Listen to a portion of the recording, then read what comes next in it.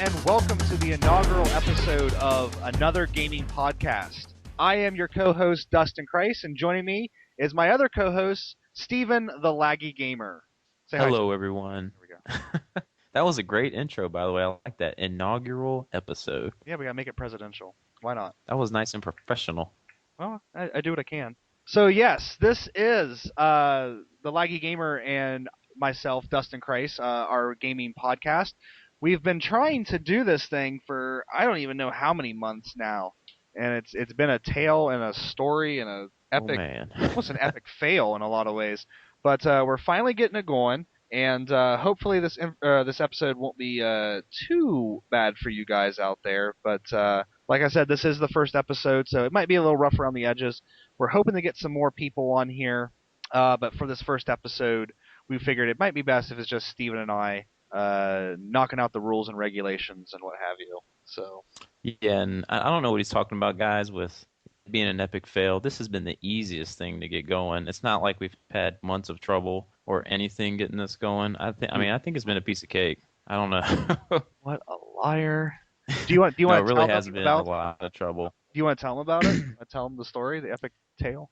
Oh, sure. It's quite a tale. It's been a long journey. I think we tried starting this thing. I don't know when I did my contest. It had to be back in May. And then Dustin won my contest for my 100 subscribers. So I went ahead and sent him a nice little package of goodies. And in that package, I had a note in it saying, at the bottom, I put a Dustin Kreis Ball Nick 1982 podcast. Make it happen. Just kind of jokingly, because I really like their channels. Thought it'd be awesome to hear them talk about games for an hour and a half a week. Thought it'd be a dream come true. And the wheels started moving, man. We started getting things going where Dustin and Nick thought it would be a cool idea, but they said if they're going to do it, I'd kind of have to get involved too, which that got me super excited. I know I'm not on their level or anything, but I was super stoked to be able to have the chance to talk to them. And, it started off pretty good, Right, Dustin? I mean, we got a pretty good conversation in with Nick about a month or two ago. We did record a 2.5 hour episode with Nick, and I still have it on the computer here. And maybe once we do a couple newer episodes, we'll throw up sort of what the road not taken. That's what we'll call it. We'll call the episode the road Yes, the not road taken. not taken. And our conversation with Nick, and it was a good night. I mean, I was really feeling it, and Nick was feeling it, Steven was feeling it, and Oh, yeah. then I think what happened was sort of the reality of the situation kind of sunk in because for you guys who don't know, Steven and we live in the Eastern time zone, and Nick lives in the what is it? What's it called? Is it the Pacific time zone or is it just I just say 3 hours away. yeah? Anyway, he's like 3 hours behind us. So, and he works the graveyard shift. Oh, And yeah. his summer was going to be really busy helping his dad out. So, like, all these things started to compound in his brain. And unfortunately, he let us know that he wouldn't be able to do it, but he wants to be on, every now and then when he can fit it in. And I'm perfectly fine with that. I was a bit bummed, but it's one of those things where you have to realize that we all have lives and we all have stuff going on, and Yeah, and it was a really good conversation too. And another thing, I think when you start, man, I don't know how long our timer was on that night. It probably was it was two and a three half and a hours. half It was hours 2.5. or 2 Well, hours. Okay. yeah. I think no, we I don't talked a know little how bit much before I we hit recorded. record, so yeah, I don't know. It might have been longer. Yeah, we did. Yeah. And when you realize how much time goes by and how much time it might actually take to get one of these knocked out, and Yeah. yeah, it does. But it was a good conversation. Hopefully, we can let you guys hear that one day. Might have to chop some stuff off at the beginning and end, but we had some pretty good Final Fantasy talk and stuff in there, so it was a Yeah. good conversation. It was a good conversation. And then so we kind of didn't have a third person for a while. Nope. So Steve and we were kind of stuck in a holding pattern, and we just decided to start putting some feelers out there. And I just happened to ask R.E. Lewis if he wanted to do it. And once again, he was like he seemed kind of enthusiastic about doing it, but then I think the reality of the situation kind of hit with him going back to school and starting all that up and just being super busy. So apparently we have the or no wait, let me rewind. We asked Jonathan first before we Yes, asked. Jonathan Rector, yes. Yeah. And he's still he's he's still yeah. pretty much a go for us. But yeah, we asked Jonathan Rector. Yeah. And Jonathan, in addition to loving playing video games, he's also a freelance comic book artist. And it's like when we asked him, he's like, "Yeah, I want to do it. Let's do it." And like as soon as we were getting ready to roll, like his like freelance work just blew through the roof and really hasn't backed off at all. So, Which is a great thing. which That's a yeah, great thing if I'm that's happening super for him. happy Yeah. for him. But he's going to join us on he's going to be our recurring guest star. Oh yeah. Basically, whenever we do one of these, which we're going to try to do one a month at least, and then if we can fit it to Yeah. the schedule to do more, we'll try to do more. But Which things could loosen up for me where hopefully I could probably get into, which that'd be awesome if we could do that. But yeah, once a month would be a nice good starting ground for us. yeah, so we can bust our chops on this. But Jonathan will be Yes. joining us on a very regular basis, and then hopefully we can get all you cats out there who are listening. Maybe we can get you guys in on this as well. So yeah, so hopefully we can get this thing going and get a really good podcast out there for you guys. Oh So yeah, and we just a little peek. We actually tried to do this 2 days ago. We had Jonathan on here. We were all ready to go. We had the time set, and the internet gods were not listening to us and would time not let Dustin record our podcast. Time Warner hates the podcast, and my internet like would cut out like every 5 minutes, and so yeah, that was a big fail. But It's we're like, is here and this we're doing ever it now. gonna happen? Is this Yeah. ever gonna happen? Something's gonna want to stop it each week. But yes, we're here. We're knocking this out. And like Dustin said, hopefully we can get a lot of you guys on here. If you're interested in getting on, don't hesitate to send us a message. Let us know if you want to come on, because we'll probably welcome you with open arms and get you on here to talk about some video games. Video games. Oh boy. So Anyways, yeah. yeah. So To get this started, Dustin, yeah. how What do you? about we ask each other some questions since we Oh have no one else to ask us questions this week. yeah. And Go ahead. speaking of which, if Oh, you guys want to send us questions, please do at the Another Gaming Podcast on YouTube. That's going to be our YouTube name. Just type in Another Gaming Podcast, and you can send us a message through there and leave comments on the YouTube video that we post up, because we will put this up as a YouTube video, but we will also have an audio link for it. Dustin could probably get you that information for us. Archive, is that what you're doing it's at, art. Yeah, Dustin? archive.org. There will be a audio link in the description box for the video. So if you like, a lot of people like I watch some podcasts on YouTube, and sometimes it's a hit or miss affair because YouTube likes to Yeah. error. So for all you cats that want to listen to it on a iPod or something like that, there will be an audio link for you to download.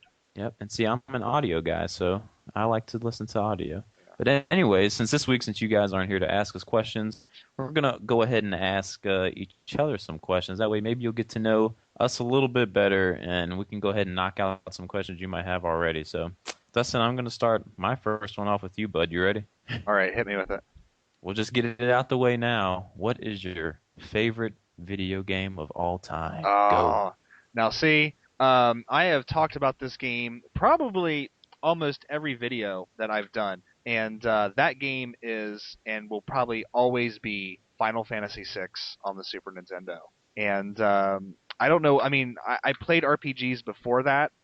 I played all the Dragon Warrior games and the Final Fantasy on the Nintendo.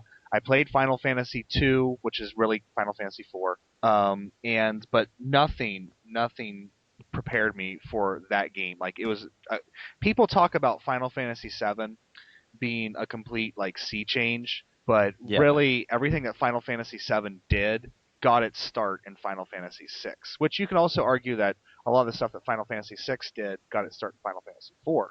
But just from that opening cinematic with like movie style credits, like every time I play that game, I watch that opening cinematic of just the three Magitech armor marching on Narsh, and it's just a gorgeous scene with the snow falling, gorgeous music from Yui Matsu, and I was fanatical about this game. I played it over and over again. I beat it 17 times, Oh and my goodness. yeah. That's a long game to play 17 times, Dustin. Well, you have to remember, like, this is when I was in high school, and back then I didn't have a job, and I relied on my parents. Well, middle school and high school.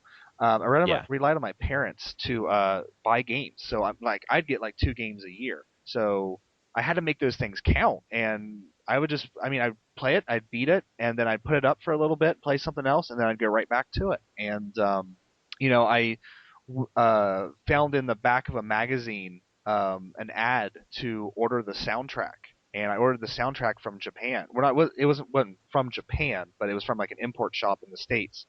But I mean, such was my mania. It really was kind of my Red Ryder BB gun, you know. Oh And yeah. but that game, I mean, still to this day, I have several copies of it on different systems, and supposedly, like Time Walk Games is going to be doing some kind of reproduction cart of Final Fantasy VI with like an all new translation that's supposed to be like infinitely better than any translation that's been out so far. And I'll probably pick that up as well. And Does uh, that game kind of have a history of maybe not being translated like it was supposed to or something? well, it's just the way it was with RPGs back in the day. A lot there's a lot of terrible translations out there. Like Secret of Mana is a great game, but its translation is pretty poor because there's a whole story with Secret of Mana why that translation is so poor. But a lot of the stuff that was in the Japanese game when they brought it over to the States, it would get censored. Um, you know, I think I remember something about there's a scene in the game where Kefka is kind of mind raping Terra, and that's how they made her into this weapon. And I think that scene, like the just the verbiage that Kefka uses, got toned down a lot. I know, like in the old Dragon Quest games, they censored a lot of stuff. There was a lot of like Christian imagery with like Hmm. crosses and like things like that. And they like when a character would die in your party, in the Japanese version, you'd have like a little casket following you around instead of the character. Well, in the American version, you'd have a little ghost because we can't have that that kind of imagery in the game because it might upset some people. So I mean, it was just a Nintendo thing where they would really just censor the crap out of these Japanese RPGs. So there's been several translations over the years. I mean, there's a new official Square Enix one that I think the last time it's been retranslated by Square Enix was for anthologies on the PS1, and then they've used that translation ever since. But supposedly this Time Walk thing is going to have an all new translation that's even better than what Square Enix did. So That's crazy. I did not know about that casket and ghost thing because I'm thinking about Dragon Quest IX for the DS, and yeah. that has a casket in it now. So it kind of shows how I guess certain stuff is loud these days. It Well, wasn't back then. I mean, the ghosts are kind of cool walking around behind you. I mean, it's not like, oh, this is terrible, but it's just kind of an interesting thing. But one of the interesting things about it is like in Dragon Warrior 4, when you go to like a House of Healing, instead of it being like a cross there, it's like a pentagram. So, Hmm. which I mean, not an upside down pentagram, which is like Satanism, but like a Wiccan pentagram, and it's kind of like, really, you're trading one for the other. Okay, I guess, but Which is that is one a Final Fantasy I still need to play. I kind of went over my Final Fantasy history in my 13 discussion I just did. I've only beaten, I guess you can say, two now, Final Fantasy 4 and Final Fantasy 13. Played some of them for a couple hours, but never beat them. Really want to do Final Fantasy 6. Do you think people these days, Dustin, trying to get into an older RPG, would they be able to handle Final Fantasy 6 if they're playing it for the first time? I mean, it holds up. I mean, here's the thing: if you really like 13 and you're going back to these like older Final Fantasies, it's going to be culture shock for you. Final Fantasy like Yeah, 14 was your first Final Fantasy. But if you grew up with Final Fantasies in the PlayStation 1 era, you'll go back to these older ones, and I mean, it'll fit like a glove. It'll fit like a well-worn glove, but I mean, you'll know what to do. I still think it holds up extremely well. I think the graphics still to this day. There's just something about 16-bit graphics that I mean, look at like N64 games and PlayStation 1 games. Some of them look yeah, extremely beautiful. A lot of them look like crap, like just refried crap. And true. something about, I mean, I'm playing Secret of Mana 2 on the Super Nintendo right now, and it's just something about those 16-bit graphics. They just stand the test of time. Same thing with 8-bit graphics. They are. I mean, handmade by people. Those sprites. I do those like little bead things and make like little 8-bit sprites. I mean, it's kind of Yeah. it's kind of hard to do. And to think that somebody had to make that, to put into the game. I mean, there's a real artistry to it, and especially with like Final Fantasy VI and like the Lunar games and stuff, to see and Suikoden and things like that, to see like these little like sprite like frying pans and mugs and just like the little knickknacks that are in the backgrounds of these stuff you don't really pay attention to while you're playing the game, but when you beat a game 17 times, you kind of notice how like a cabinet looks, in one of these people's houses, and how much craft went into making that, because you have to make it a certain way so it actually looks like the item. Oh yeah, and it's like how you're mentioning the graphics with. I did get in Final Fantasy VI.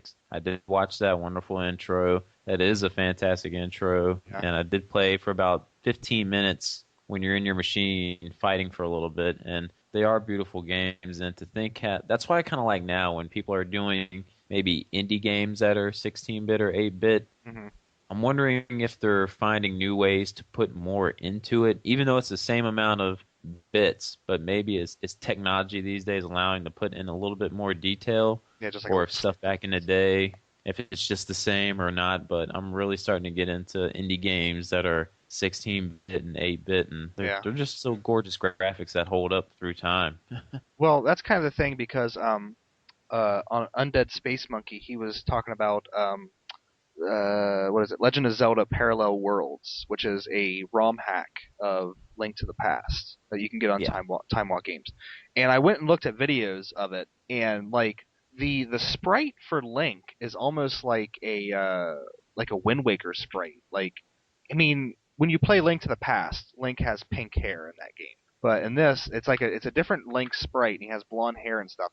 And it's just like, I mean, it looks really good, and it's kind of cool how people take these old games and ROM hack them, and still, I mean, even with that new Link in there, it looks like it's part of that world, like it fits, like it's not like a sore thumb or anything. So, I Yeah. mean, I'm really impressed with stuff like that. Yeah, And we are not sponsored by Tomahawk Games, so just put that out there. we are not, but I'm probably gonna talk about them a lot because I'm really impressed with their products.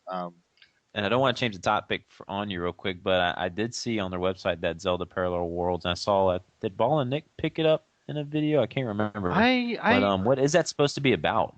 No, I think Just a Ballin. remake of one of them? I think Nick has Zelda Outlands. Outlands, yes, that's the one he Which, got. yeah, Yeah. both of them are just, it basically they just took, it's like a remix of the game. Basically, it's kind of got the world's kind of got the same layout, like Link to the So no Past. And dungeon changes or nothing? oh no, it's like a completely different game. It's like a completely new game.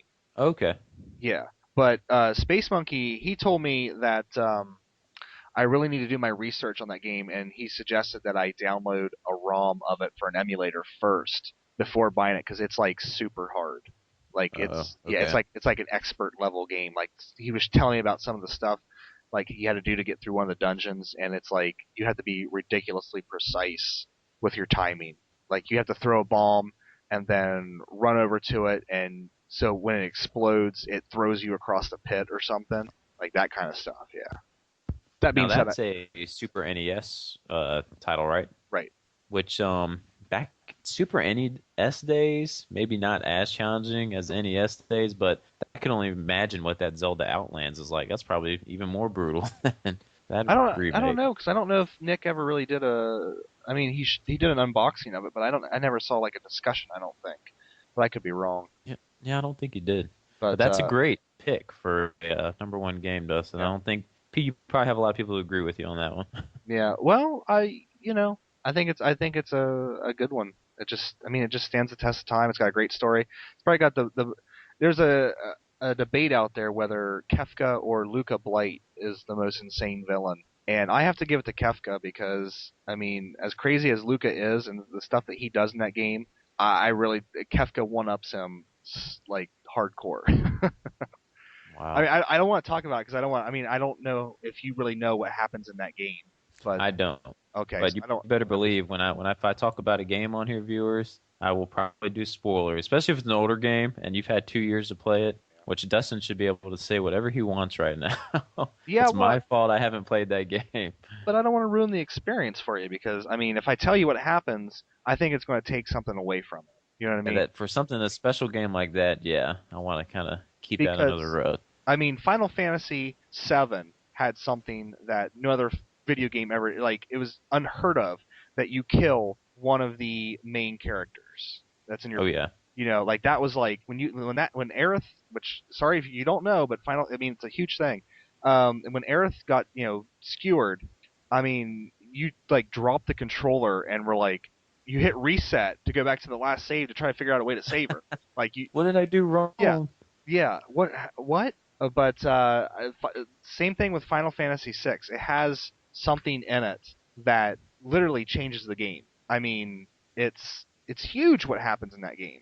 That's it's even I haven't played Final Fantasy VII. Well, I played it but haven't beaten it. But I think people who haven't even played it know about what happened in that game just because of what it did. Yeah. So, But but I mean, there really hasn't been anything. I think that's part of the problem with Final Fantasy now is like they 6 and 7 really did something special, and then 9 was really amazing too. But everything else has been kind of almost. I mean, they do new things in them, but it's almost like by the numbers in a lot of hey, ways. we could talk about this later. Yeah, yeah, But yeah. Blah blah blah blah. Go to I your game. finished 13. Do what? You have to do your game.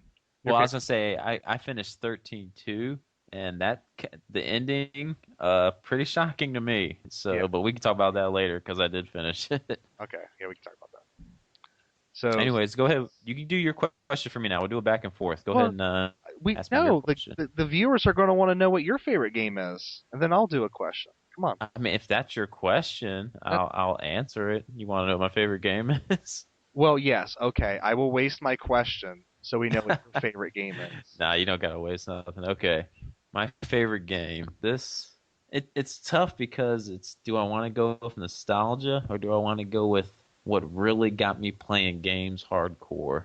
And I don't know if I'm going to be answering one of your questions or not, but back in Super Nintendo, which was my first system that I got to own, nothing like I had Mario, I had just pretty much Mario, and I had Mario in the worst game you could probably own for your Super Nintendo. I think it was Double Dragon 5, the one that's just the fighting The game, the fighting game. arcade Oh man. fighter.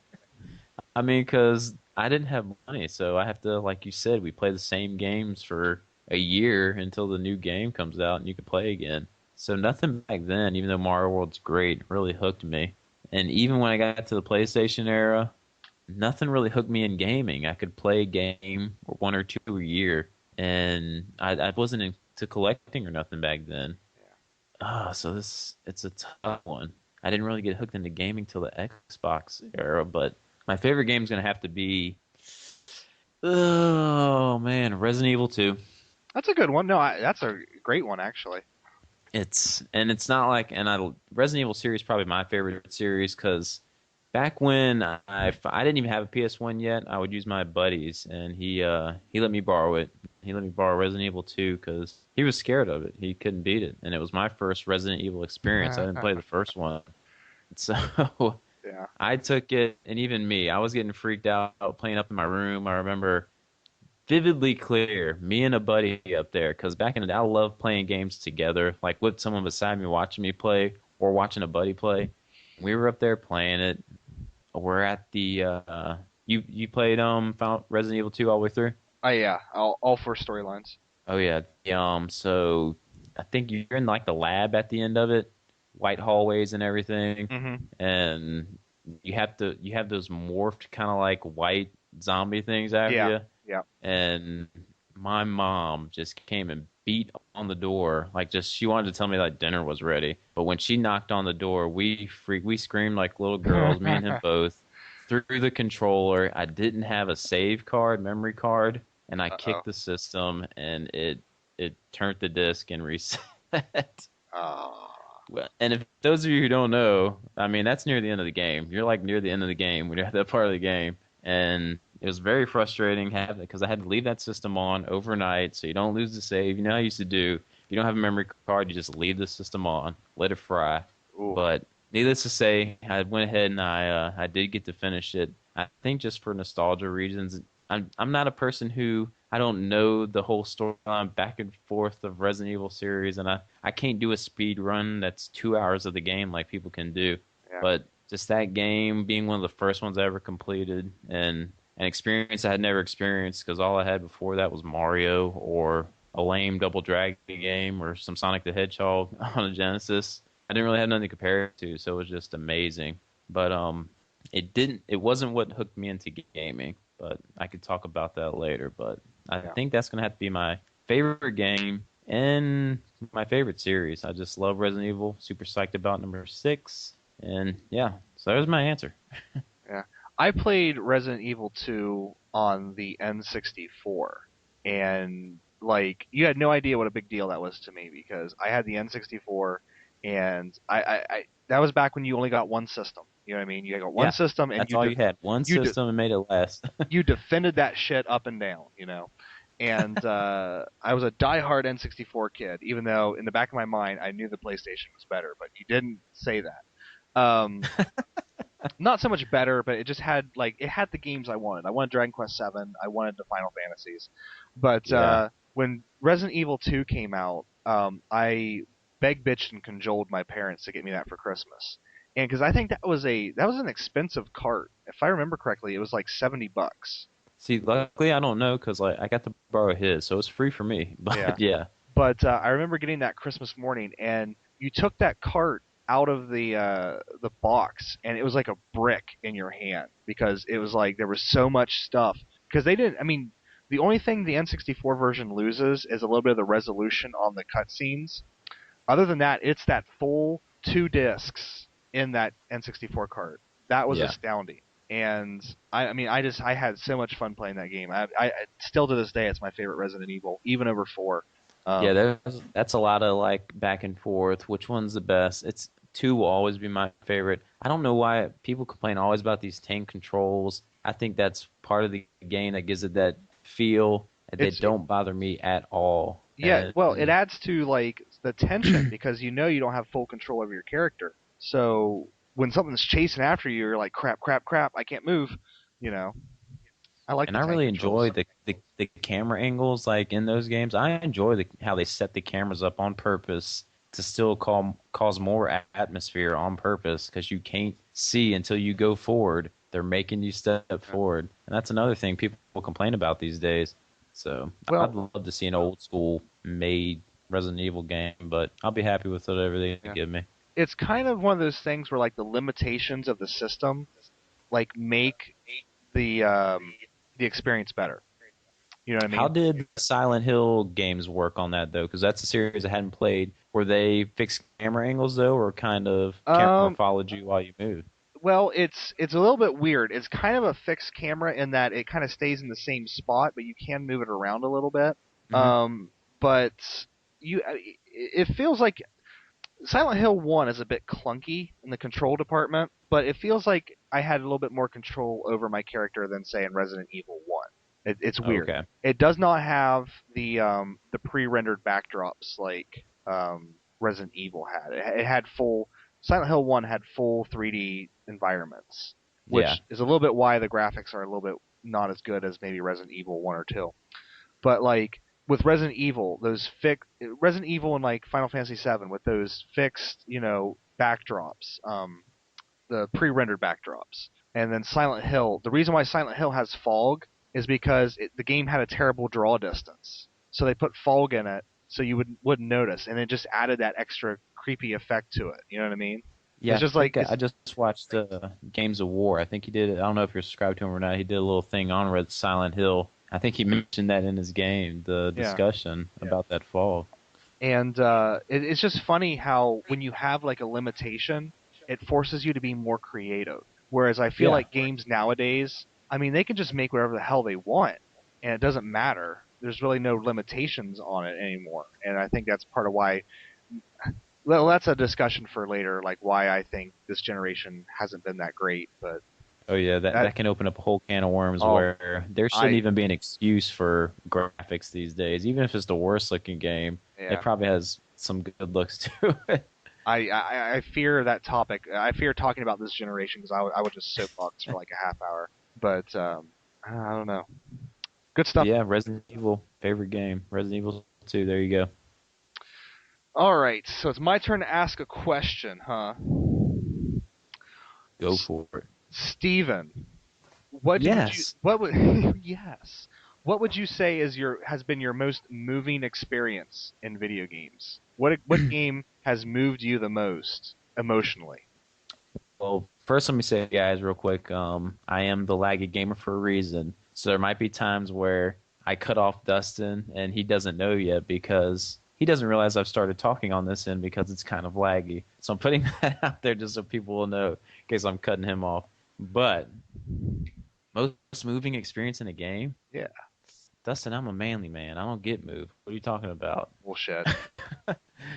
Okay, let's see. I'm gonna have to think on this one. Moving in a game. This is not gonna be a cop-out answer, and I don't even know if we can really open the topic to talk about it yet. But dude, the ending of 13-2. Really? Oh my goodness, yes. I didn't get to see the secret ending yet. Yeah. Wait, I know what you're talking about now. I was thinking about the secret ending, but I Okay, I didn't get to see the ending yet. I got a couple more fragments to go. yeah, But the ending I've seen so far has broken my heart. And yeah. I want it It's to be rectified. But you know what? There was just something so amazingly epic about it. Like I thought it was just so good. It was a good ending, and but it's terribly depressing, sad. But am I allowed to say? Do you think I can go ahead and just say it, Uh, or well, do you, I mean, has it been a year yet for this game, or should I not say anything, no, or should I do a spoiler alert? it came out in February. Oh, it's only been February. Yeah, it was like February. That Uh, price. I- you know what? If you want to talk about it, go ahead and talk about it. People can just skip ahead. Okay, spoiler alert, everyone. I'm mentioning what happens. Not the secret ending, but the original ending you're going to get if you don't have all the fragments. Basically, the game is following Noel Kreis and Sarah, Lightning's sister, throughout this journey, and they've developed a pretty deep friendship where Noel, like, he's really trying to protect Sarah and look after her, make sure nothing's going to happen to her. Kind of the mini Snow, in my opinion. Uh, But and just in the end, when all is right with the world and they think everything's okay, they're going to the new cocoon.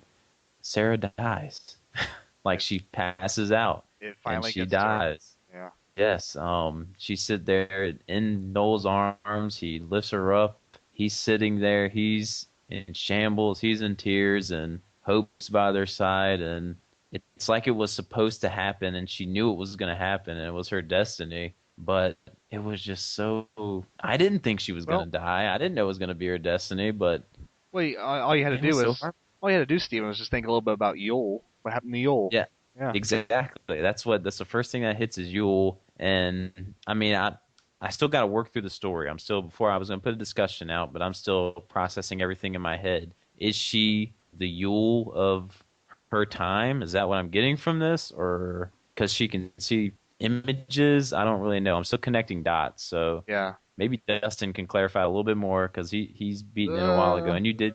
I don't know. Well, maybe you forgot now. yeah, it's It's been a been a while. while, It's been a while. And but 13 has a pretty convoluted story anyway, but I'm trying to remember how she gets those damn powers to begin with. I I don't know. I can't. I remember in the beginning she sees the images, but she's in her Yeah. bed. I don't know how she got. I can't remember If either. lightning made it away so she could see him, or I don't know. Yeah. She wakes up in a bed. Yeah, that was I mean, I gave 13 a lot of crap. I was kind of one of the haters. I'm kind of turned around a little bit, and it was really 13-2 that really did it. I mean, I thought 13-2 was great, and I don't care what you say, Steven. She should have got with Noel. No, snow all the way. Uh, But he needs to put his bandana back on. Other than yeah, Snow, it's I don't know. Noel, he's I'd like Noel. Don't get me wrong. He's a yeah. great character. His last name, it's like the best last name ever. It is the best So last name ever. Yeah, it is, and he is an awesome character. I love him as a hero. He's it's yeah. interesting to see what's going to happen in the next one. If he's going to take on, is he the Guardian now? Is he going to take on that role? I would Uh, have loved if he would have kept Caius' sword though, because that thing yeah. looked bad, and it would have been What? awesome if he kept it. Let me ask you this: what did you think of Caius as a villain?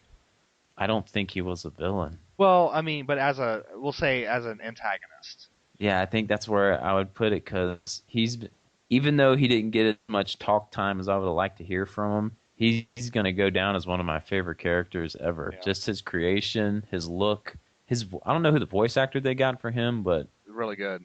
touche to Square Enix for getting him. It was awesome, I and he go, pulled go. it off big time. Yeah. I am a huge I'm a huge believer in that to tell a really awesome story, it has to have a bit of tragedy in it. There has to be tragedy in it. And Yeah, I mean, this game really is kind of a tragedy from the top down in a lot of ways. I mean, the pink artwork and the J-pop music, you don't really think about that. But when you get yeah, into you the don't. game and you listen to like Caius's story and you understand why Caius is doing what he's doing, really tragic. And you understand what happened to Vanille and Fang, how they're trapped in the crystal, very tragic. Lightning, where the hell is she at? I mean, it's just it's a lot like Empire Strikes Back in that it's that really kind of somber, sad middle part of the story. It is, and it's full of, like you said, even when you're in the dying world, it's that area where everyone's kind of shaded out, Yeah, and you're kind of following Noel around. Even when you're using Mog to light up the area, you're killing the people every time you bring light onto them and unveil them. I don't know if you remember that. If you went up to a crowd of people yeah, oh yeah, and you did the Moogle hunt, I mean, they'd pass out dead, like, no, I don't want to die, and boom, they're yeah, dead because yeah, they're making changes. And are the changes they're making through these time paradoxes really?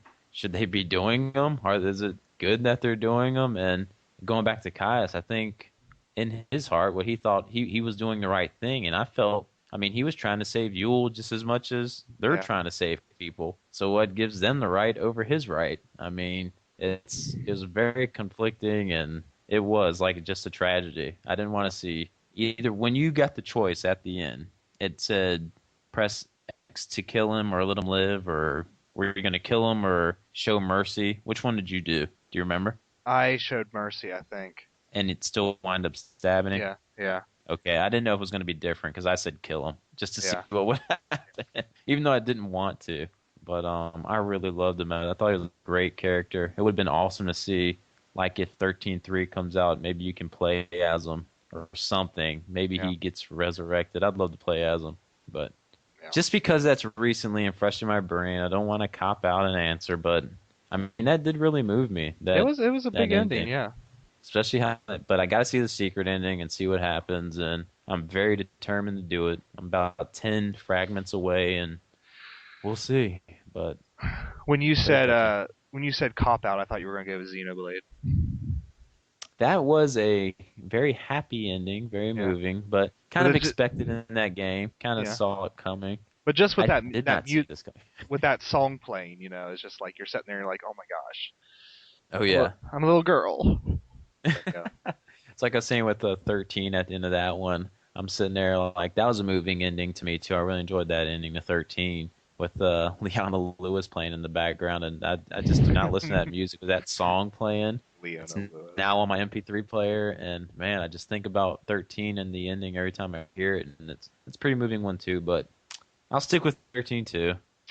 Sorry for the cop out. It's no cop out.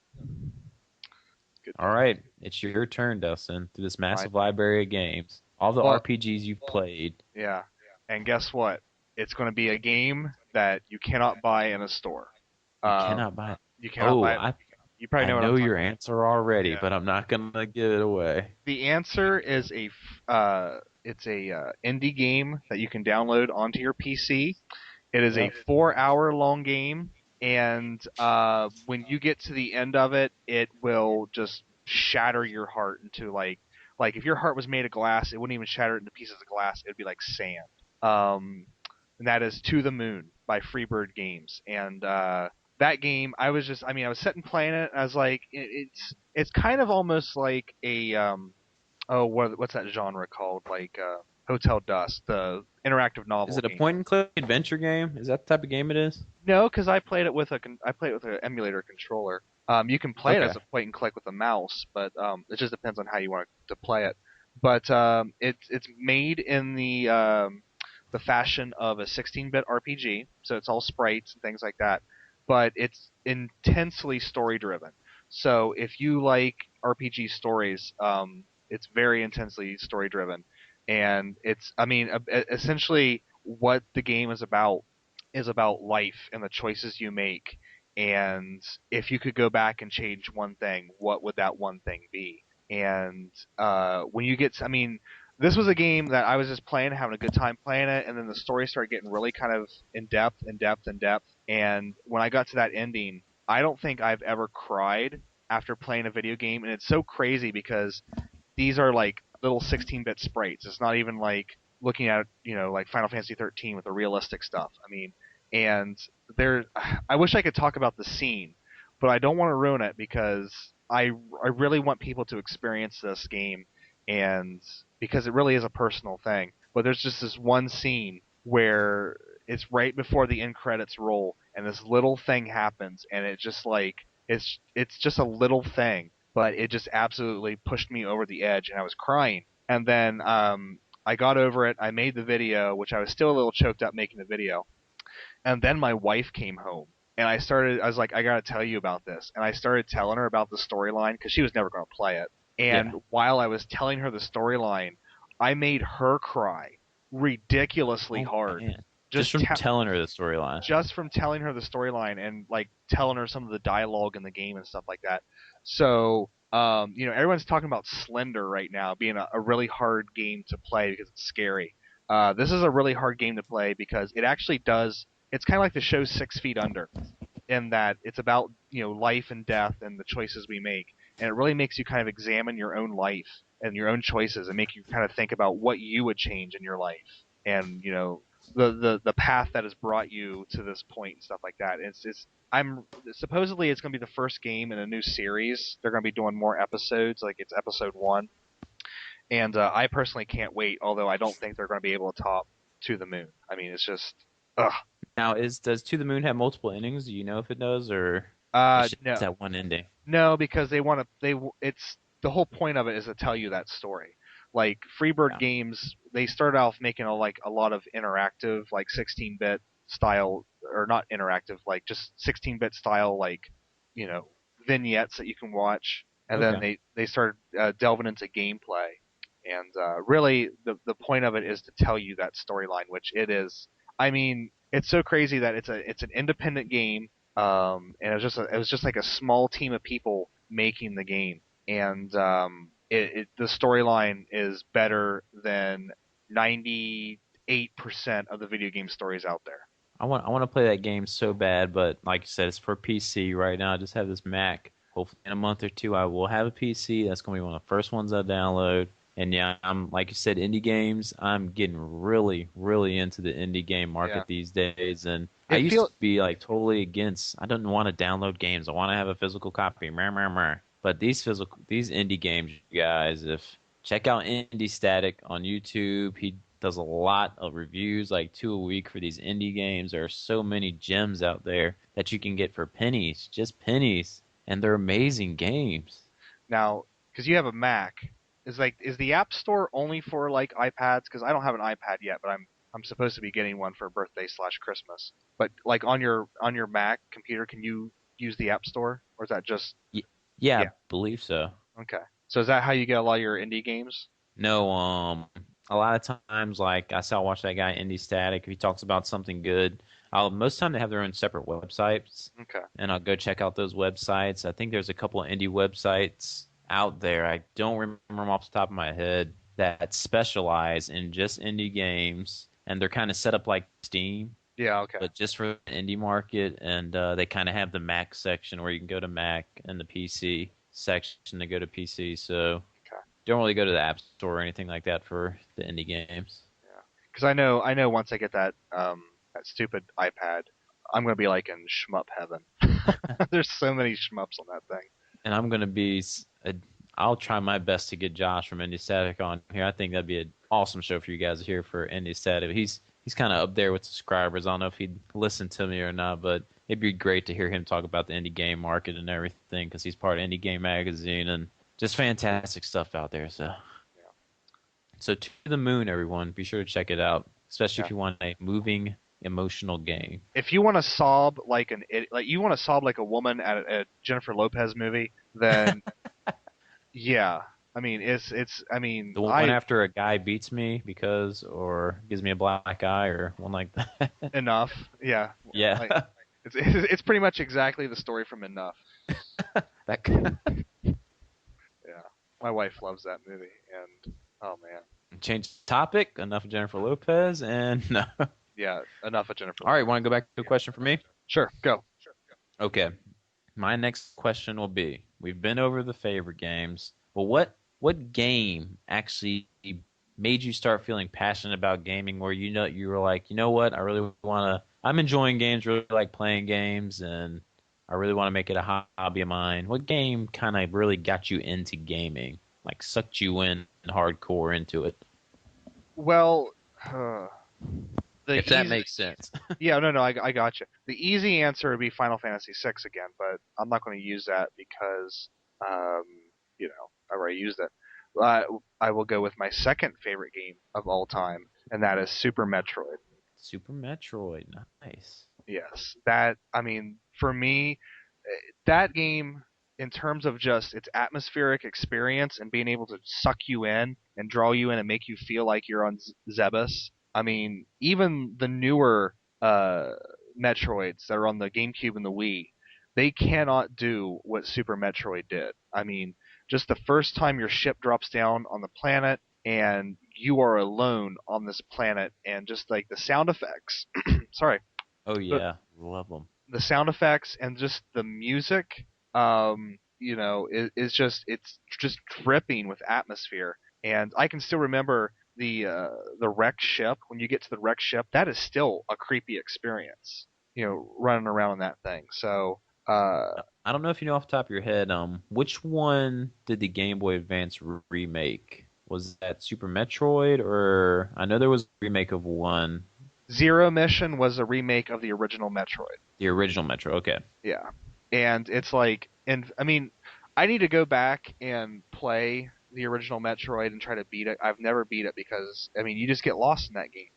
yeah. Because I mean, it's a hard old school experience because there's no map, and it's just like, here's this huge world, go explore and try not to die.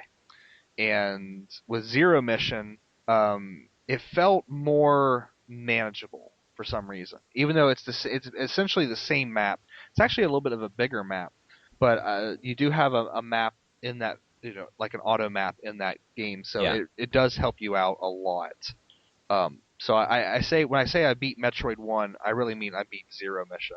Zero Mission. Yeah, that's Yeah, actually the first Metroid that I did beat was Zero Mission, yeah. then Fusion, Have you and have you beat Super Metroid? have not beaten Super Metroid. Oh, do you know about the ending? Has the ending been ruined for you? I want to say yes. Is that the one where Brain comes out to help you? Oh, damn it. Yeah. So, Because I want to say I've played it and I experienced it. yeah. I just don't remember it. Like I've done it, but I have bad memory, so I just don't remember it off the top of my head. But I, it is a game series that I really enjoy, and it's one that you kind of wish. I wish they would go back to a 2D one, and I think it would hold up just fine that's in what I've been today's saying market. for I don't know if you years. play. I think that's what people want, and they don't want to give people what they want sometimes. Yeah. I don't know, but I Well, don't know if you played Hard Corpse Uprising, Xbox Live, seen those graphics. no. It's kind of like a Contra style game, just with updated, nice, pretty graphics and 2D side scroller. And I think if they did the same thing with a Metroid, just make the graphics look, even though the graphics look amazing like they are, I mean, Yeah. it's a little upgraded touch. It would hold up just fine. People would buy it. They'd love the classic style still. Well, that's the Make it thing. happen, Like, Nintendo. yeah, I mean, like, look at Konami. Konami knows what they're doing. Like, Castlevania games, they're starting to delve into the 3D stuff again. But for the long time on the DS and on the PSP, it was 2D side scrolling. Yep, they stuck to it. I mean, Stuck that's to what. what worked. Yeah, and I mean, with Metroid, I love the Metroid Prime series. I think it's a great series, but Metroid needs to be 2D side scrolling. There's just some games that it has to be 2D side scrolling, and it's crazy because they're taking Mario back to that. Like, there's so many games, the new Super Mario Brothers. Why don't we have a 2D side scrolling Metroid on the 3DS? Because when I was playing Cave Story 3D the entire time, I was like, why is there no Metroid? Where is Metroid? I think we're going to see it happen because they're going to have to release something for the 3DS for us for Metroid. And I Yeah, think they are going to go back to maybe kind of like how Lords of Shadow is going to look on it. yeah, Um, I think that's what's going to probably be when they do one for the 3DS. So cross our yeah, fingers and hope that's what it'll be. yeah. I mean, just like the Epic Mickey for the 3DS is going to be a 2D side scroller. Yeah. Fantastic, like not everything has to be a 3D platformer or in uh 3D, not 3D as in like 3DS 3D, but 3D environments and Yeah. things like that. I mean, it's part and parcel why games are so easy nowadays. Like any action game that's out there, you can almost beat it. But go back and play like the old Mega Man games, and Oy, oy, oy. Yes. like that's what I want to do. I want to take some of these like Call of Duty 13-year-olds that are like, I'm a hardcore gamer, and I'm gonna set them down, and I want them to play Gutsman stage on Mega Man 1, and I want to see them cry. That's the kind of like a thing. Like I really enjoyed the Metroid series, and that's one of my teeny annoyances with series like that. They just sometimes put the items or like the to upgrade your missiles and stuff where you would not even think about breaking that wall, breaking that brick. And I mean, but that's a good thing for most people. But sometimes I just want to get in there and be like that 13-year-old and plow through the game and beat it. Yeah, And sometimes Metroid's asking you to, just place that random bomb right here and you might get rewarded. yeah, But that's a little part of the special thing to it, I guess, to the yeah. Metroid games. Oh, I know all about that. Just wanting to power through a game and stuff. I tried to do that with Duke Nukem Forever, and but I don't know. Another door we won't open for Another, you. well, yeah. I mean, I only paid $3 for it, so I'm not like super upset. I feel bad for the people that paid $60 for it, but Right now, it's at my local Target for 10, and I no, really want them to no. drop it to 5, and then I will think about getting it for 5. Five and under is anything It's a above win. five Okay. is like 10 is way too much. If it's like seven, sure, $2, who cares? But ten's way too much. And no offense to the 13-year-olds, I'm pretty sure not all of you guys are Yeah, like that. I know, We were just but joking. yeah, but it just I don't know. I mean, I have a I feel that's one of the things you want to talk about tonight, like current like generation and things like that. So I have a feeling we'll get to that later on. We'll see. We'll see if I want to open that one tonight or save it for Ooh, more voices to be heard with the ooh. guests, get their Yeah, opinion, because it's a big one. it's a big topic. Uh, But I guess I'll go ahead and answer this question if you want me to. Go ahead. The game that got me, like I was touching on a little bit earlier with going through, I had Super Nintendo. Didn't really turn me into a gamer though. N64, I was so hyped when I got that one for Christmas. Unfortunately, the only thing I got with it was NFL Blitz, which I mean, I love sports games. I'm a sports fan. I'm one of those gamers who I'm into sports and everything. I won't buy the Madden. I'll buy the Madden that came out 4 years ago for $1 because it's the same thing. But Why don't they just release DLC for it to upgrade things? Like it seems like a better business model. Dustin, they can't make more money that way. They gotta put $60 out there because they know they'll buy it and Well, make more money. the people that do that are just bad consumers because they should be I, demanding I think DLC updates. I think Madden's still one of those like those figures, man. They're still in the That's 3-4 million sold numbers sometimes. It's crazy. that's insane. But we'll move. I think for the 64, I did beat Zelda. I got Ocarina of Time, but that didn't even hook me. Even Ocarina of Time, my first Zelda that I beat, it. I know you say when we have our systems, we get 1 or 2 games a year, and Hmm. that's it. It took me like 6 months to beat that game. Yeah, it's a And big so game. that game got its play out of me just to beat it one time. And really loved that game, but didn't get me turned into a gamer. It actually wasn't until late. Had a PS2, and I traded in my PS2 just to play this game, and that is Halo 2. Uh, Halo 2 turned me into wanting to really get into gaming. It's when I saw it for the first time, a buddy who lived up the street from me, David, he's like, dude, you got to play this shooter. You can go online with it, and you can play against other people in death matches. And I'm thinking about like 007 when we're sitting there just playing each other on one screen. I'm like, what? You can go play against other people online? It's amazing because I wasn't into PC stuff back then, so I knew nothing about playing online. And I had a PS2 with a couple games.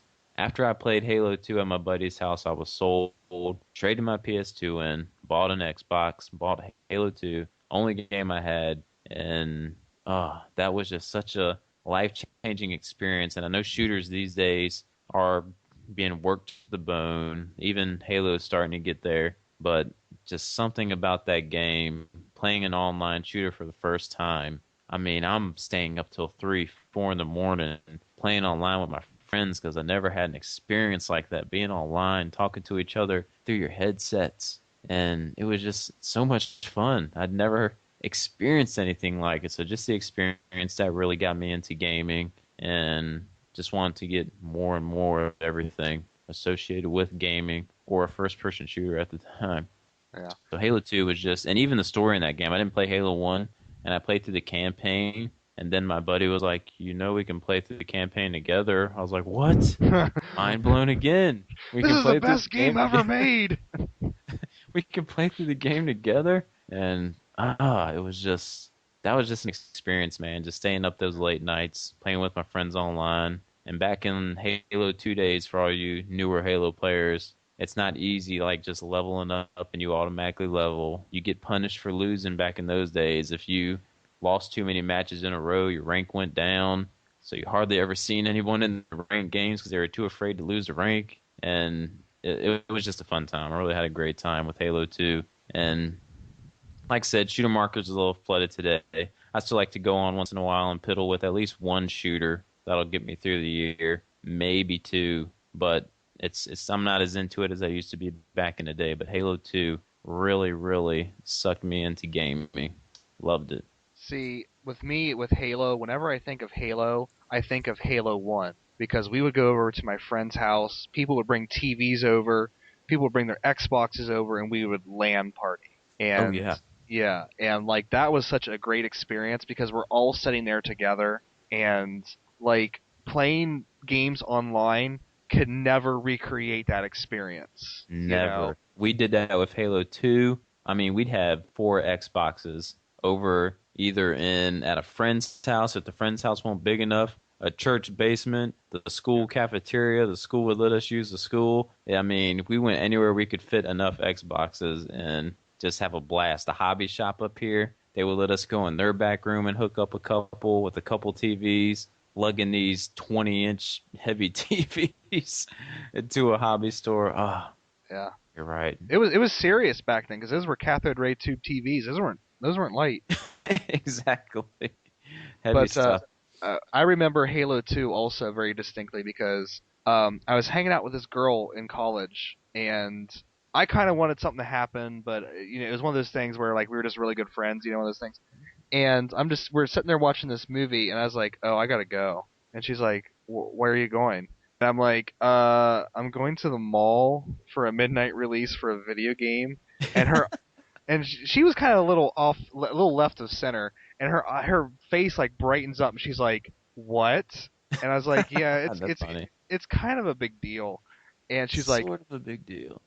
she's like, "I must go to this." So she came to the Halo 2 midnight launch, and she's like, "I can't." Like, it blew her mind. She couldn't believe that like people uh were that crazy about video games and stuff, and I mean, we had a blast. It was really one of the funnest nights, Oh one yeah. of my funnest video game nights, just at the midnight launch. But yeah, I got it, and then dropped her off at her house, and then I went home and played Halo 2, and yeah, but it was a good time. Awesome. I'll always remember that night. I love midnight launches. I just don't go to a lot of them because a lot of the games I like are kind of niche now. Skyrim was a lot of fun. Oh We yeah, were all these days, yeah. we were all standing out in freezing cold weather. I try to do at least one a year. Halo 3 was my very first midnight launch. No game had come out before that I wanted to do a midnight launch for. Like I said, Halo 2, I had to see at a friend's house. I didn't know, wasn't really into gaming too hardcore yet. But Halo 3 was my first midnight launch, and good night, the lines were crazy, but it was so much fun. Bungie representative was up there. We're out there playing the game multiplayer in front of the store. people dressed up in costumes, pizza out there. I mean, such a good time. I think now they're kind of a little overblown with their midnight releases with a lot of just nothing these days. Yeah. And the last one I went to, I couldn't even tell you. I want to say it was Halo Reach, maybe. I don't remember, but I remember no one being there. There was no, Yeah. or no, it was Resident Evil 5. Resident Evil 5 was, I think, the last one I did, and there was no one at the store. Yeah. Just maybe 15 of us, but it wasn't Call of Duty, so it wasn't a super long line. Yeah. But yeah, I'll go with Halo 2 being my game that really sucked me into it. So Now, what did you think about playing as the Arbiter? Uh, it didn't really bother me Okay. because I initially got it for the multiplayer. I Yeah. know another big controversy of the game was the dual wielding. Yeah. I Um, was okay with that that. yeah, that was fine with me too. But I thought seeing the Arbiter side of the story was pretty cool. I hated the ending of the game where your last fight is with Arbiter, and you're like, Yeah. "What in the world? This is the end of the game." But three kind of made up for it at the end, but it did bother me. Who'd they get? You remember who they got to voice Tim? The I want to say it was Arbiter? that. Yeah, Oh, famous. I just can't think of the name off the top of my head. I can't think either. I want to say, isn't it the guy that did like the Candyman movies and things like that? I Tony, is his name can't Tony remember. Todd? No, no, no. I can see his face, but I can't think of his name. Oh, the name. It's Keith David. There you go. Keith Yeah, David. ton of movies. I mean, Yeah. commercials for the army and everything. Yeah. That guy. Yeah. But yeah. So you can go ahead and ask your next question if you want. If you got any more. You Oh, got another question? well, one popped into my head, but I don't know if we want to get into this quite yet because it kind of leads us into that talking about the current generation. What I was going to ask you is what your favorite generation of gaming is. Favorite generation of gaming? Yeah. I think I can answer that without us getting into the topic of this generation. Um, okay. Favorite generation. I don't know how the number sequences go for the Oh, generations. I don't care about that. Just Yeah. like what era? Like 16-bit, that kind of thing. It's gonna be the era that got me sucked into gaming with the Halo 2, and that's the Xbox, Well, PlayStation 2, and GameCube. I That's would gonna be it I because would I say had that's that's the previous era before this one, but I mean that was a great era. only because like I loved Halo 2 on the Xbox. I loved that online experience it gave me. But when the PS2, I was so anxious to get the PS2. I mean, that's when I got my first job working summer, helping out my uncle doing construction, building houses during the summer. I got my first paycheck, and when you're 14 years old and someone puts $400 in your hand, you're like, "Good golly, I'm Burn it rich." now. Burn it now. I went and I dropped all that money on a PS2. I mean, first paycheck gone. I couldn't even buy lunch the next week for work. But I dropped it on a PS2. What were the games I got? I got Sly Cooper, and I think I got the newest wrestling game at the time, like SmackDown versus Raw something or WWE SmackDown. I can't remember it because I'm a huge wrestling fan, and just experiencing those PS2 graphics and all that beauty, like the massive leap in graphics you got from PS1 to the PS2. Yeah. It was just such a treat, and I was at my uncle's house for the summer, so his kids and all them were seeing it like, oh my goodness, this is a video game these days because they had a PS1, and just so many good gems now that you can get for the PS2, the RPGs that are on it nowadays that I'm delving into, even though I didn't get to play them back in the day. I really was a huge fan of Devil May Cry on the PS2, those games. That was an amazing game. One of my favorite series, which I'm not going to mention because it's my next question, so we'll get into it. Okay. So I'm putting that on hold. Just so many good series for the PS2, the Resident Evils that started coming out there, 4, especially for that brings in the GameCube. When I bought Resident Evil 4 for that thing, it's as much as I love Resident Evil 2, and that is my favorite, 4 was so amazing. That's a game that I played to start to finish. Me and my buddies were in the same room for 2 days playing that game. We had the guide. I had my buddy kind of reading the guide to me while I'm playing. Then we'd switch out, I'd give him the controller. He would play for a little bit, and we just got a ton of great games in that generation. I Yeah. mean, too many to name. And that's when I really did start getting really hardcore into wanting to buy lots of games and hang on to them. Unfortunately, I'm like pretty much everyone and traded them in when I got desperate. Hmm. But I mean, just a lot of good stuff that generation, and I Yeah. just have the most memories right now from that generation. I remember. Oh, Oh, go ahead. and going, I didn't get to mention PS2.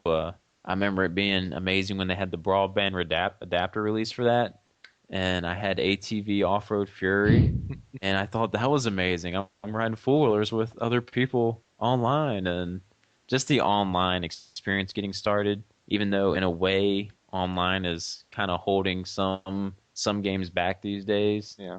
I still enjoyed the concept that you could do it, but it's like we were talking about earlier. It'll never take the place over actually being at a friend's house and having a party with it. Like I'm looking forward to Resident Evil 6 when that comes out. Going over to my buddies.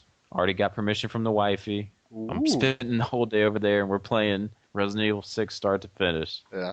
So, That but reminds yeah, that reminds me of when I got Resident Evil 4.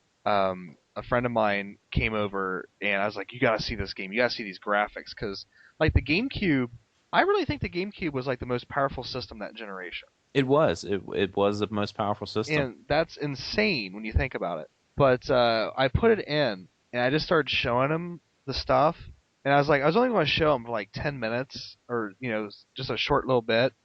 Ended up going on for like 2 hours. And I was like, It's that good, man. It sucks you yeah. in.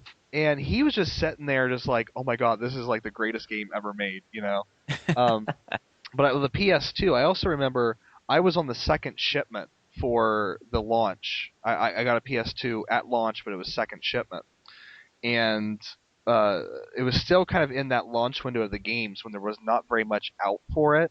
Hmm. So when I first got my PS2, all I did was play PS1 games because I didn't have a PlayStation 1. So I didn't even start buying, like, I bought Tekken Tag Tournament, and that was it for a while until like the game started coming out. So I was probably the only person that did that, but Yeah. I had to go back and play the Final Fantasies that I missed.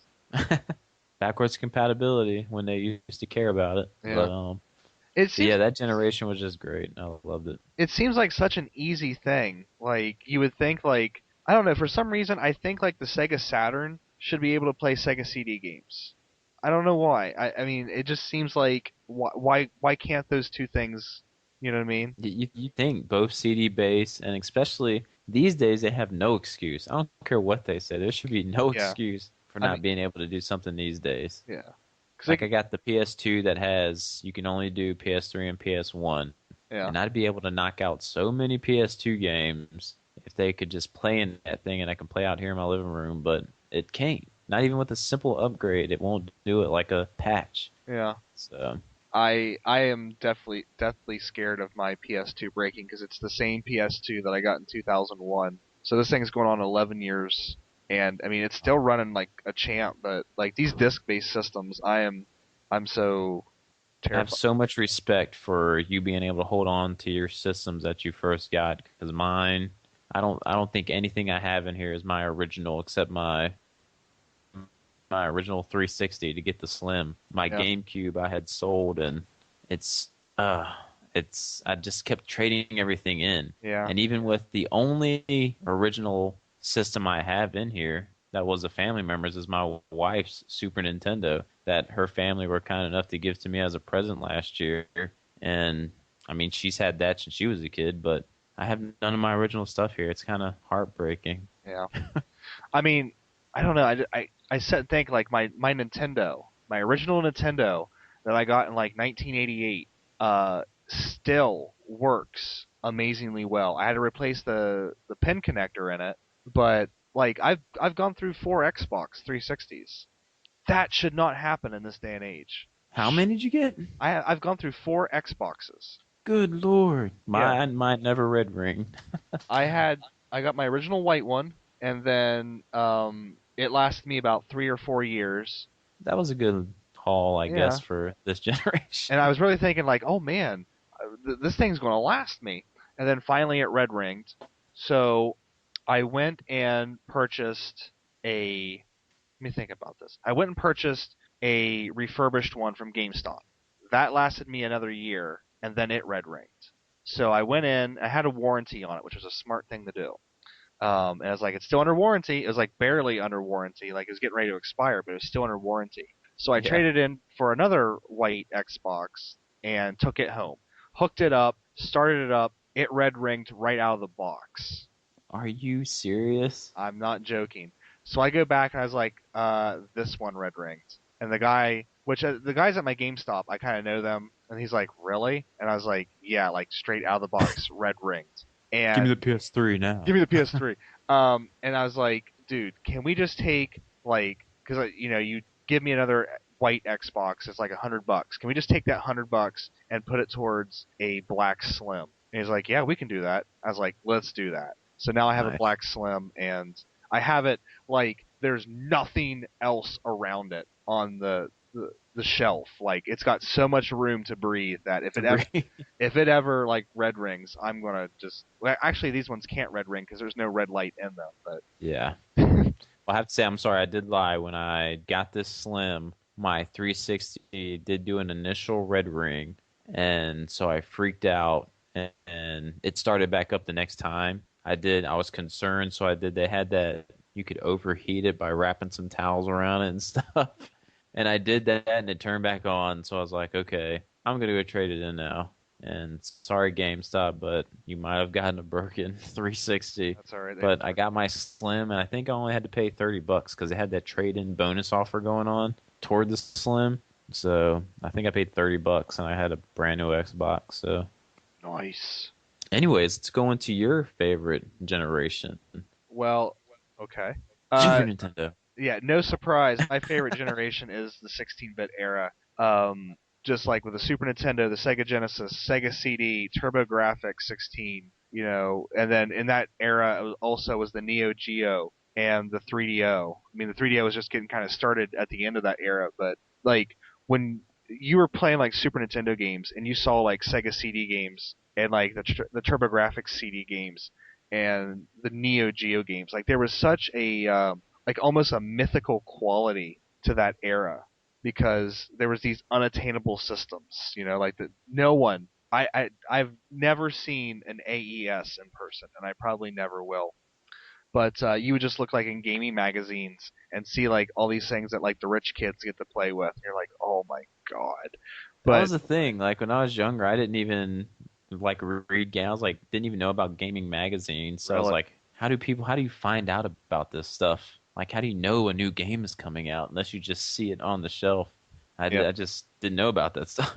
But I mean, I just got that Sega CD, a couple of days ago, and I threw in Lunar, the first Lunar, and I was just watching that. Admittedly, kind of cheesy looking intro now because it's so. I mean, the animation's so stiff because it's basically just pictures, to fake the animation.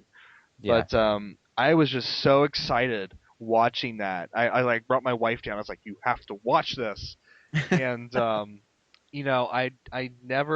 might have got that way with Xenoblade a little bit because I was just so excited for Xenoblade finally. But I look at games now and there's like almost no magic to it. It's like the graphics are so real and it's so samey with everything else that there's just no magic to it anymore. Whereas like you know Sega CD or throwing in a new Super Nintendo game is just like there's just like this magical quality to it where I don't know, it just seems so new and so fresh even now. Yeah, I'm enjoying going back and even though I played them back in the day, Super Nintendo, at least in Sega Genesis, Yeah, had no idea what a TurboGrafx was until YouTube came along. yeah. And just getting to experience stuff like that now that I just don't even really remember, like from back in the day playing. I'm loving the crap out of it. I remember Donkey Kong Countries, your Super Mario's and everything, and just stuff they still hold up. They Yeah. hold up like no other. It's amazing. I had a friend who had a TurboGrafx, and I'd go over to his house and we'd play it, and it would be like, we were just sitting there kind of playing it, and back then, which I guess it still exists today. You were kind of snotty about your game system. Like that you people would get in fights over Sega versus Nintendo, and Yeah. we'd be sitting there playing as TurboGrafx, and I'd be like, yeah, this is nice and all, but it's not a Super Nintendo. You know what I mean? Like you do that That's kind of, kind of It's just that kid in us when we were little, yeah, kind of just want to always say our thing is better than theirs, like just being a kid. My dad can beat up your dad. yeah. Yeah, sure. But it's so funny for me to remember that because now I think the TurboGrafx is a great system, and like in all honesty, I wish part of me kind of wishes that instead of being like a Super Nintendo kid, I was a TurboGrafx kid because like it's just it was such a more personal system since no one else had it. It would feel like it Yeah. was like your special thing. And with Super Nintendo, you were part of the crowd, which I guess in school, I guess that's a good thing. But I kind of have a little bit of remorse at not being like a TurboGrafx 16 kid. Well, I'm looking back on it now with Sega and Super Nintendo out there and everything. Um, that you had some gall to want to take a chance and putting a system out back then, going against a juggernaut. And I mean, that's impressive that they decided to release a Turbo Graphics. And how much did one of those even cost back in the day? Do you remember what the price was to even get one?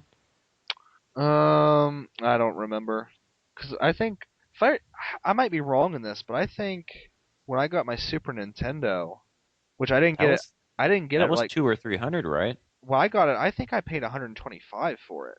I think when I finally got mine, when it was under my Christmas tree, my mom said she had to pay 170 for it, but it had been out for a year, I think, or two Yeah. before I got mine. I don't think I got mine till like '93. It was a couple years after the launch Yeah, because I had to save up. I had to save up lawn mowing money, which lawn mowing money was $20 a yard. that was a So, lot of whoa, but I only, $20 a yard. but I only mowed 3 yards. So it seems like a lot, but it was also because it was it was my godparents, and Okay. then two, it was like my godparents, like his brother, like these older people that needed it, and they're like, oh yeah, sure, we got. That was back when people were getting social or like yeah, like social security checks like out the butt, and it was back in the '90s when the time of milk and honey, That leads me into one of the most worst side story experiences for me ever. Cutting grass. Me and my buddy every summer. People knew we knocked out the neighborhood. That was our territory.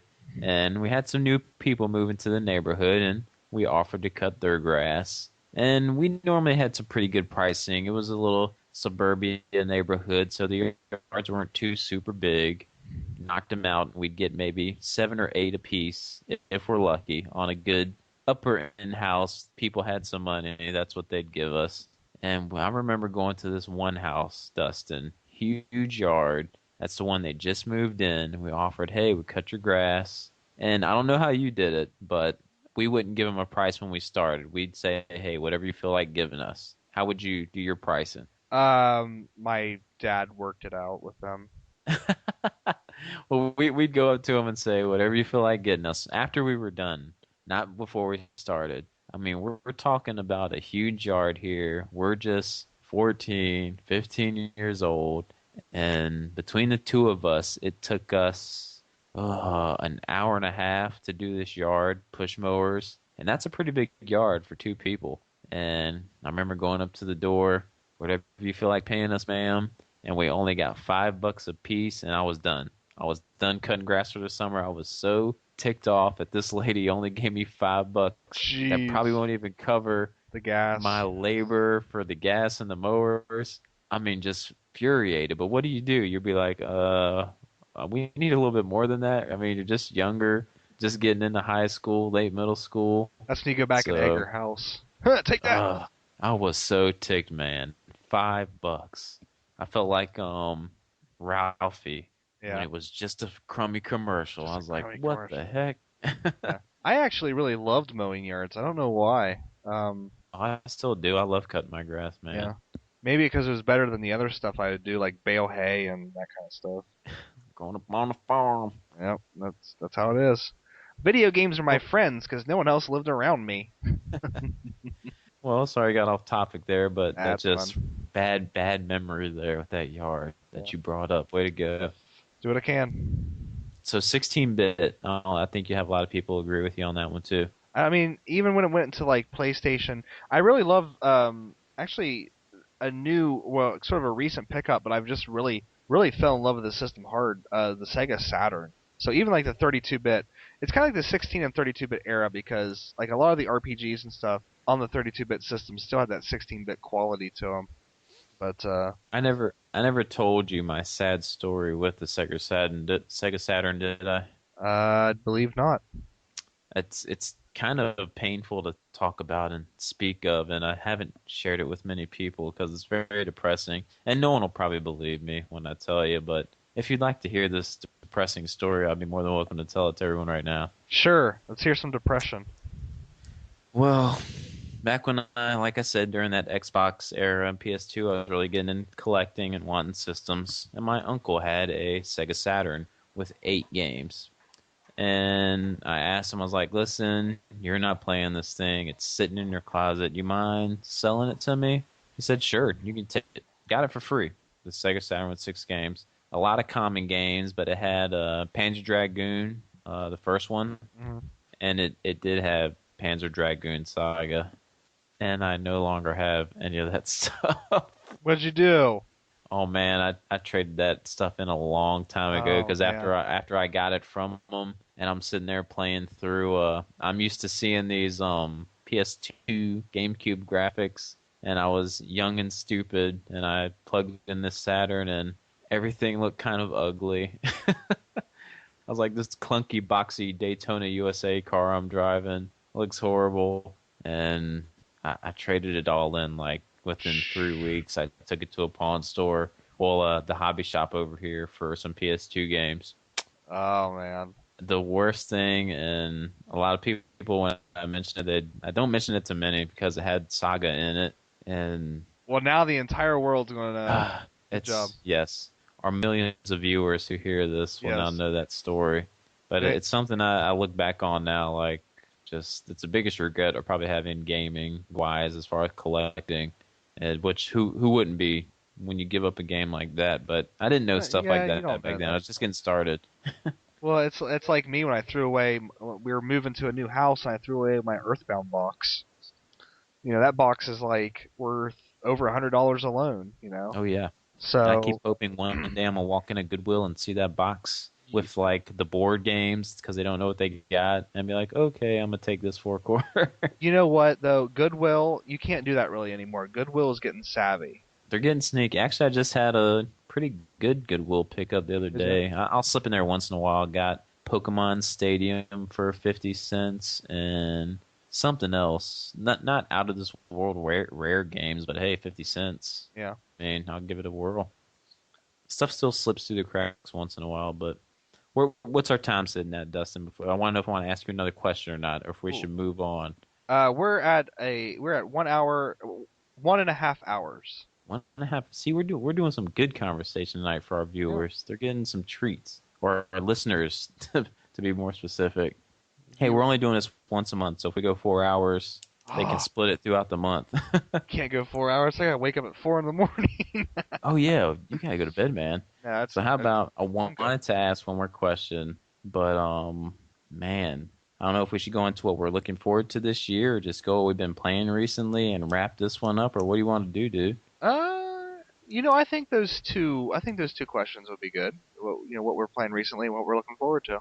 Okay. I mean, that could go a little bit longer too, but I we will go. I'm worried about my boy Dustin here, you guys. He's got to be up at 4 in the morning. He's got to be working early. look. I work in a hospital, so I'm basically drinking coffee the All entire day. time that I'm there. So, Okay. yeah, I'm good. Let's do it. I'm asking, then I'm breaking the rules and I'm asking this one more question, and it can be quick. I just want Okay. a quick answer. A series that was made that you want to see kind of redone, or them to keep putting more games in the series now that they're not doing anymore. And I can Okay. answer mine right now for you, just to Okay. give you an idea. Yeah, go ahead. Onimusha. I love the Onimusha series for the PS2. Resident Evil with the Sword. I love, love, love those games. Love the atmosphere in the games. I would love to see a remake, an HD remake of the series like they're doing with everything these days. But the first three, on a disc, and I would just love to see that happen. Or a new game come out, which they'd probably turn it into God of War, so it would mess it up anyway. Yeah. But an HD remake or something, I just really like that series, Onimusha. Don't know if you have any experience with it, but I loved it. I had the first and the second one. I never got the third one, but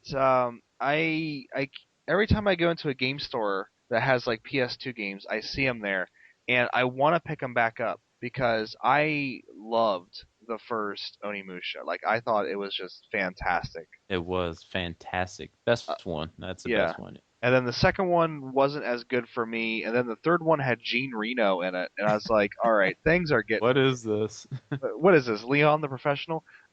Things were starting to get a little crazy there, so I never picked that one up. And then there was a fourth one, wasn't there? Yeah, Dawn of Dreams? Guy with horns, it looks like on the cover.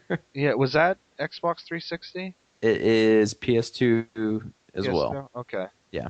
For some reason I keep thinking, oh, no, I'm thinking Devil May Cry 4. Never mind. Okay, yeah, you're thinking four. Yeah, They did have a remake of the first one come out for the Xbox, though. yeah. I do know the original Xbox, but yeah, love that series. Would love to see some more from it or an HD upgrade. So there's my quick answer. Okay. What do you have an idea? Anything you'd want to see? Yeah, I got two things really. One is I really wish that Konami would go back to making the Suikoden games. Because I played Suikoden 1 and Suikoden 2, and I have 3, 4, and 5.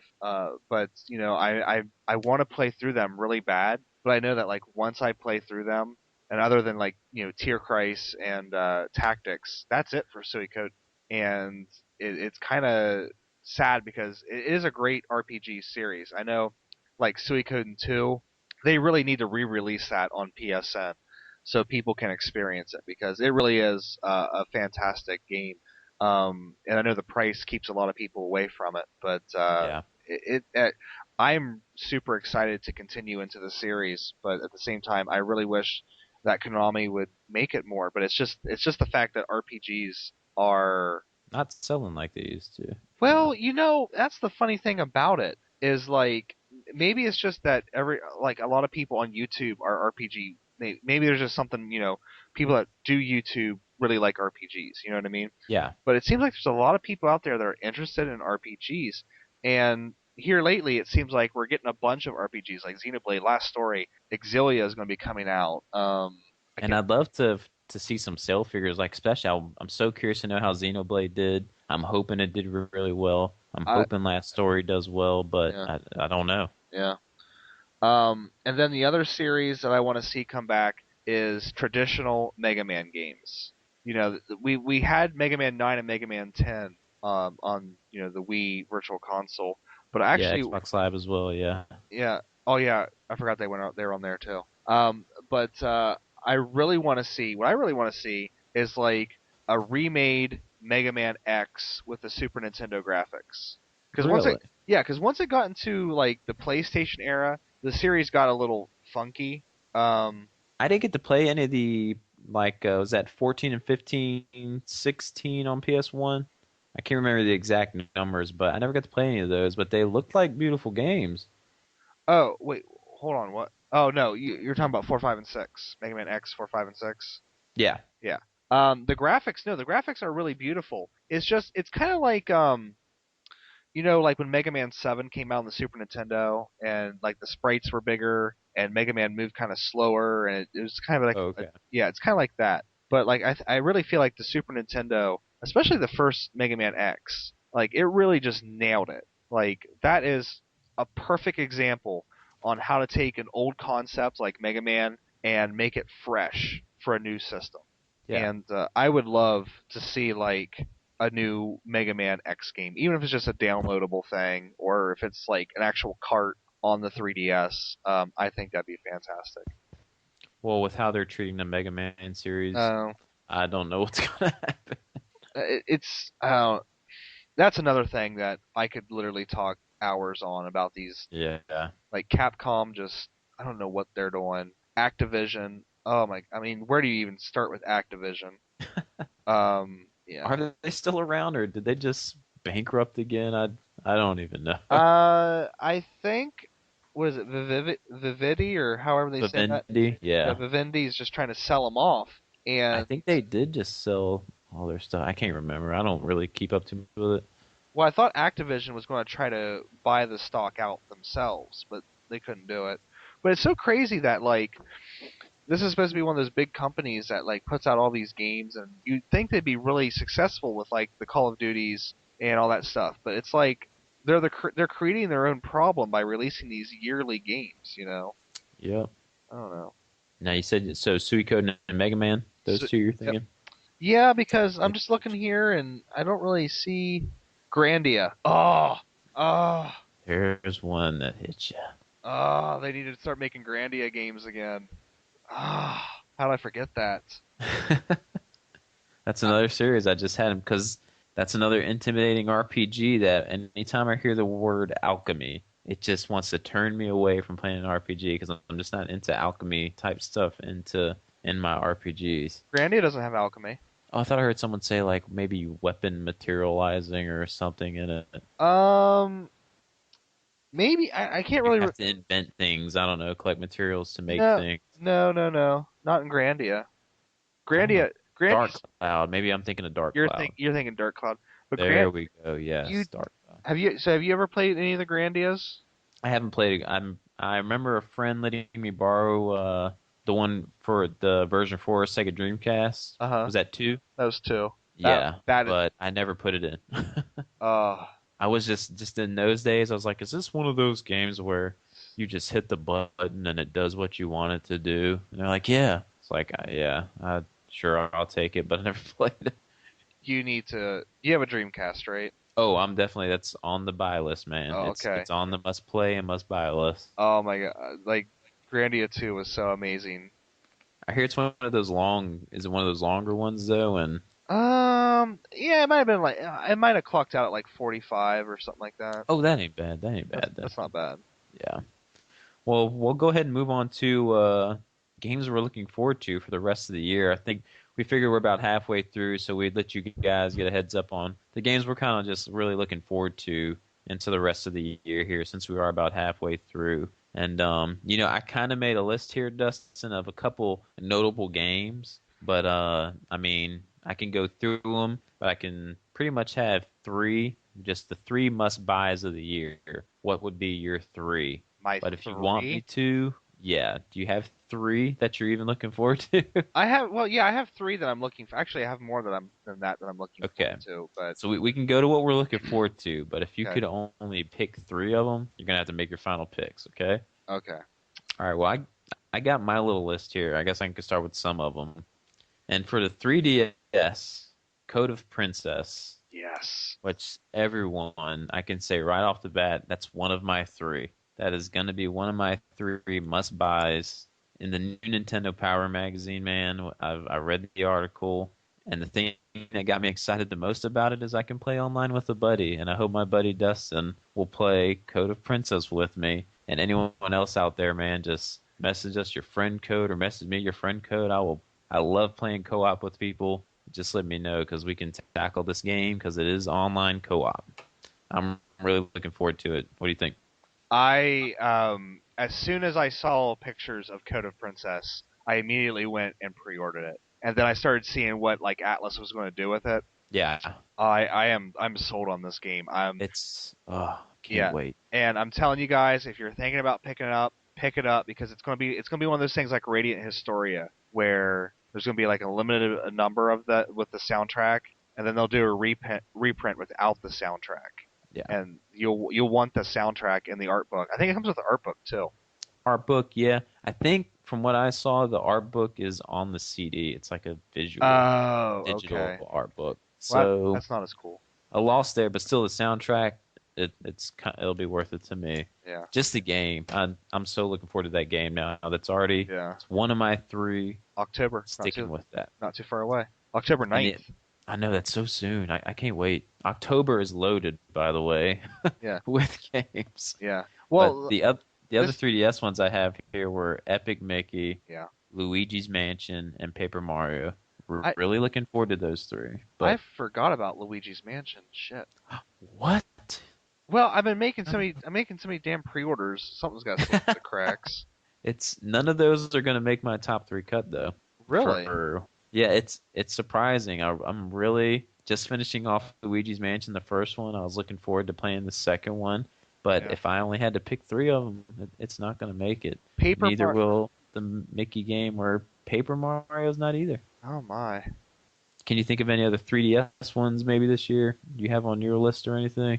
You covered it. I'm trying to think of. Trying to think if there's another one. Lords of Shadow, man. I thought you were looking for the new Yeah, Castle. but I, I'm thinking about picking it up, but I haven't played the first one yet. So I haven't played the one on the 360 yet. Okay. So I don't know if I should get that one first. So you think Code of Princess would be one of your three Oh, must-buys, oh, or? yeah, most definitely. All right, so we each agree. Code of Princess, you guys. It's got to be a buy if you're a 3DS owner. So what about the 360? You got anything noted down for that one? No, actually not.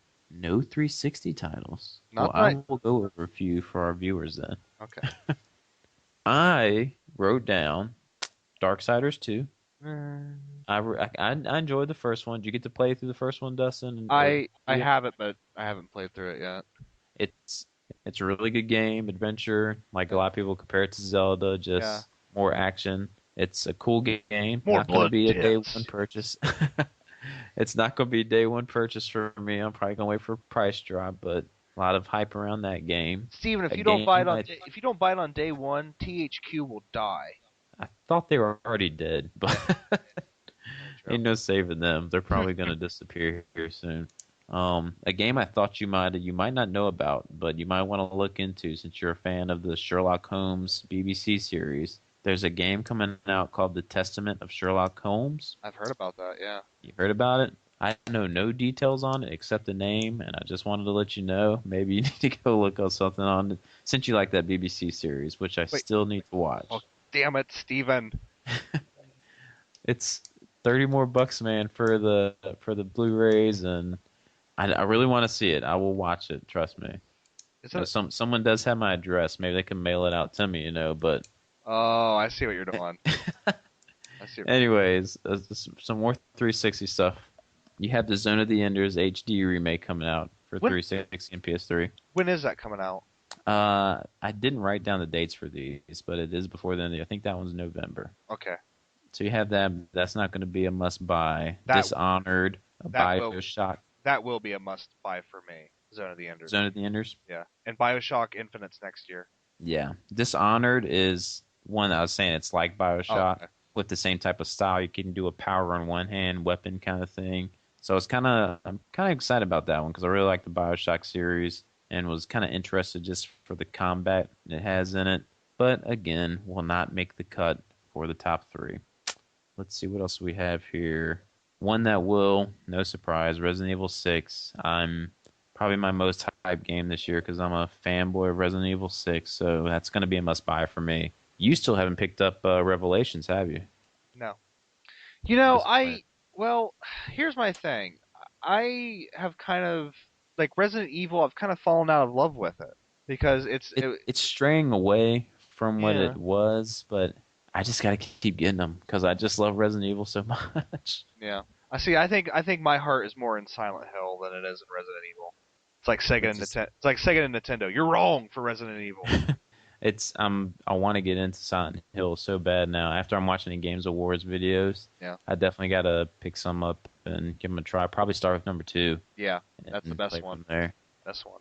Another one that I'm on the fence. I might put this in my top three, and it's another first-person shooter, but it's a game I had for the Xbox, but didn't get to finish it because it scared the balls out of me. And that was Doom 3, Hmm. the HD BFG edition coming out.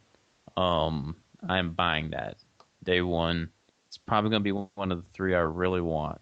Did you know about this one coming out? Yeah, I saw it coming out, but I got Doom 3 when I had back in the day. I traded it back in, but I didn't think it was that great. To be honest with you. It was just I love survival horror, and Yeah. just to see this remade and clarify this for me, because I'm not too smart on what stereoscopic 3D is, and they said that's what this game is. Now I'm thinking stereoscopic 3D my 3DS, I don't need glasses. Is that what they're meaning when they say that, or can you still need glasses for it? You stereoscopic 3D is where you have two pictures and like you have a lens that blurs them together. It makes it look like it's 3D. So See, I thought that's what they said the 3DS was, though. right, because underneath the screen there's two pictures, and the screen is like your lens. So Okay. that's how it tricks your eyes, I think. But yeah, the easiest thing that like to kind of show you what stereoscopic 3D is if you've ever seen the album artwork for Tool's 10,000 Days, because it has like these two little glasses. Like it folds up. It's hard to describe. It folds up so you can look through these two lenses at these pictures of the band, and they're in 3D. But when you look at the actual pictures in the art in the book, they're two pictures side by side. Okay. Yeah. So So I'm trying to determine if I'm going to need a 3D TV, though, if I want to see it you're 3D. These probably glasses. you're probably gonna need a 3D TV. Yeah. I would So imagine. that's a heartbreaker. Maybe it doesn't make the top three then. Sorry, Doom. You did not make the top three. You don't need. Oh, please. On the 3DS, how often do you use the 3D? Every time, man. That's why I bought a 3DS for it. Better stay on. Ah, But and the final 360 game I have here is Halo 4. yeah. I'll pick. I mean, shoot. I'll probably pick that up, but I'm probably gonna wait for it to drop down. It's going to be a day one for me, but I don't think it's going to be in my top three. I Really? don't think I'm going to give it that last spot. I'll put it on hold. Yeah. So, what else are you looking forward to this year? Then we'll switch it off to you. See, Well, get yours in there. we are. Hold on. What is today? We are 5 days from the recording of this podcast. From I wasn't going to count that one because it was so soon. no, it counts. It counts because we fought hard for it, and we're getting it thanks to Exceed, the last story on the Wii. Yes. Quite possibly the last great Wii game, maybe. Which Um, I mean, we're hearing from reviews I've seen from guys who got a chance to play it. I know they're saying it's more actiony based, yeah, but I'm still excited for it. yeah. It's shorter than Xenoblade. It's only going to be about 20, 25 hours, but that's not a bad thing. Like I love Xenoblade for its length and its epicness, but sometimes you only need 20 hours for a game. Yeah. So really, really looking forward to that. And I mean, I'm gonna have to look into it because it does have multiplayer, and I know. It's just an arena thing, I Yeah, it's like think. an I'm not arena thing. sure. But we're gonna do something here, Steven and I. Last story, we're gonna be both picking it up day one. Yes. So we're going to be playing through it, and then hopefully we will. We'll probably try to do an episode after we beat it, wouldn't you say, and just have a big discussion on the last story. Yeah, what we're kind of thinking about doing is try to put a goal for ourselves each month for ourselves, kind of like a challenge of a game we kind of want to knock out in that month and be able to come out and talk about it with you guys in next month. We'll probably have our video discussions on YouTube and stuff on about it, but we figured we're both going to get last story, so why not for this first month? We're going to try to have it beat within the month before we do our next episode, and you know what, a 20-25 hour game should be no problem, and we'd be able to share our thoughts on it with you guys on the next episode. Yeah. And then I'm also looking forward to, like, I don't know what it is. I'm really on a Wii kick here lately. I'm picking up, I just went out and pre-ordered it, Kirby's 20th Anniversary Collection. Yeah, I had that one written down. I didn't know if it was going to be one of your picks or not, though, if you'd Yeah. want to Well, get it. here's the thing. Like, I missed out. The only Kirby game I have is Kirby's Dream Land on the Game Boy. Like, That was the same for me. I have picked up nothing else, and just looking at this set and seeing all the games that are in it, because basically it's like everything up to Kirby 64. It has all the Game Boy ones. It has Kirby's Dream Land 3 on the Super Nintendo. Kirby Superstar has the NES Kirby's Adventure. I mean, it's got a lot of great games on it, and How many is on there? At least 10 or? it's like 7 games. Shh. Ooh, Ooh, hello, loud dog. hello, puppy. Yeah, that's the thing about this is that Duncan and Ada can't really ruin this podcast the way they do the videos. Yeah, way to go. That was my dog Lily, you guys. Sorry. At least I don't have a smoke alarm or smoke detector beeping in the back. I don't know if you noticed.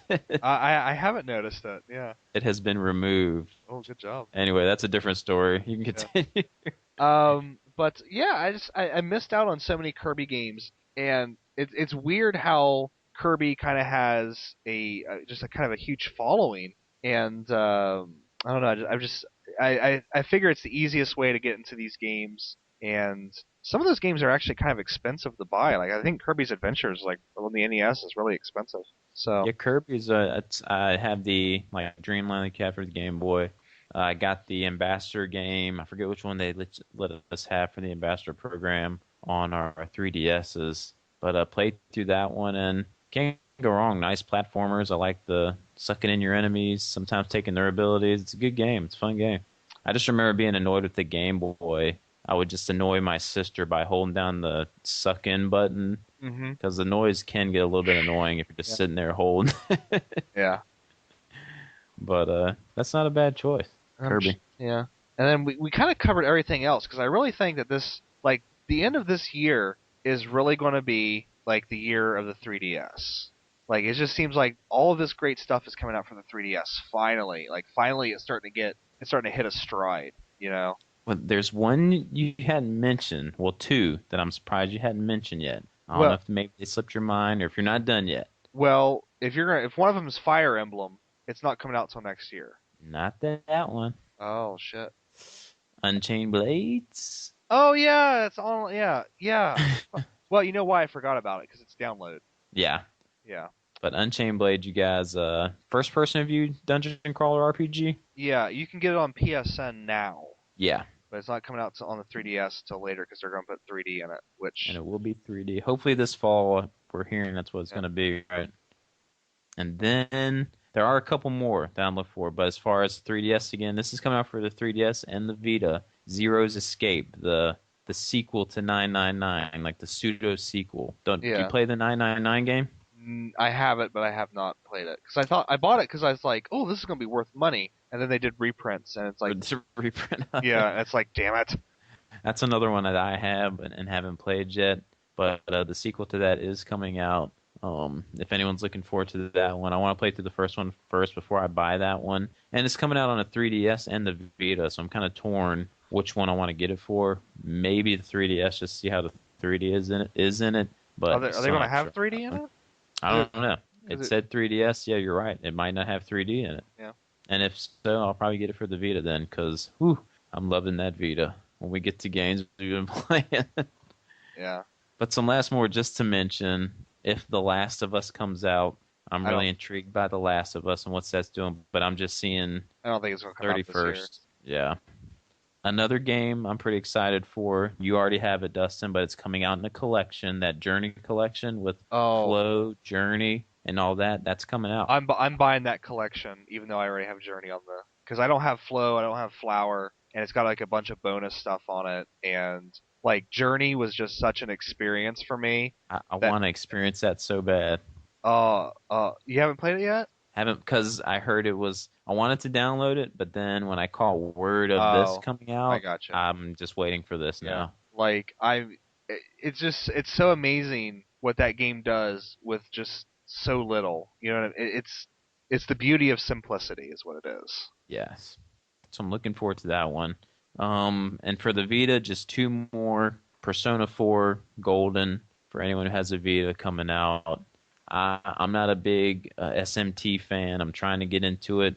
I'll probably pick up Persona 4 later on down the road just to test the waters again because I have Devil Survivor overclocked. Wasn't really my cup of tea, but I think I got to give a different name in the SMT series, like Persona, another try before I just take myself out of the series completely. Yeah. I'd almost say, which I mean, I know like Persona 4 would be easier for you to find, but it's Hmm. got like a lot of like sim aspects to it, like going to school and dating and things like that. So I would almost say Digital Devil Saga. It's more of like a traditional RPG.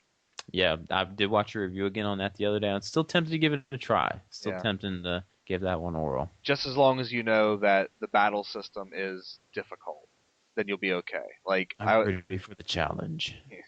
bring me a challenge. But Yeah. I think what I'm going to give my third slot to, just because I'm anxious for another Vita title, and this one's coming out next month as well, and that's Ragnarok Odyssey for the Vita. I'm going to give that my third slot for the three games I want. because again, it's for the Vita and it's an online multiplayer game. You can play with a friend. Like I said, I love playing games with people, with friends, and I'm going to be picking that up day one, Ragnarok Odyssey. I actually had a gift card for Best Buy that has $30 on it. So if it comes over there, that's where I'm getting that from. But I checked on their pre-order. It doesn't look like they might not even get it. Some kind of those niche games they don't get. But I'm looking forward to that game. I really wish Dustin had a Vita so he'd be able to play it with me. But Well, unfortunately, perhaps someone who knows my address could, send me one.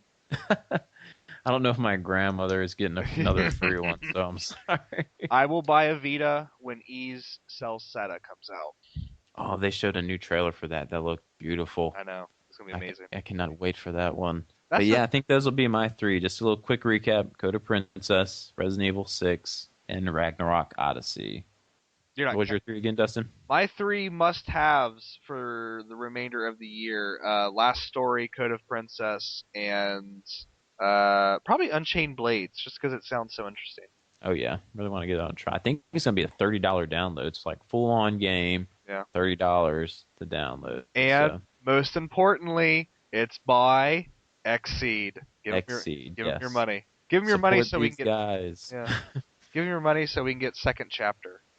X. Yeah. Oh yes, got to get that Trails in the Sky here for Dustin. Start the petition, everyone, so Dustin can get his game in. Well, I messaged RPG Swagman about this because he just got like the newest game in the series, and like it's literally like to game 6 right now. Like Oh my Xseed, goodness. yeah. Like I don't know unless they start putting it out on the Vita.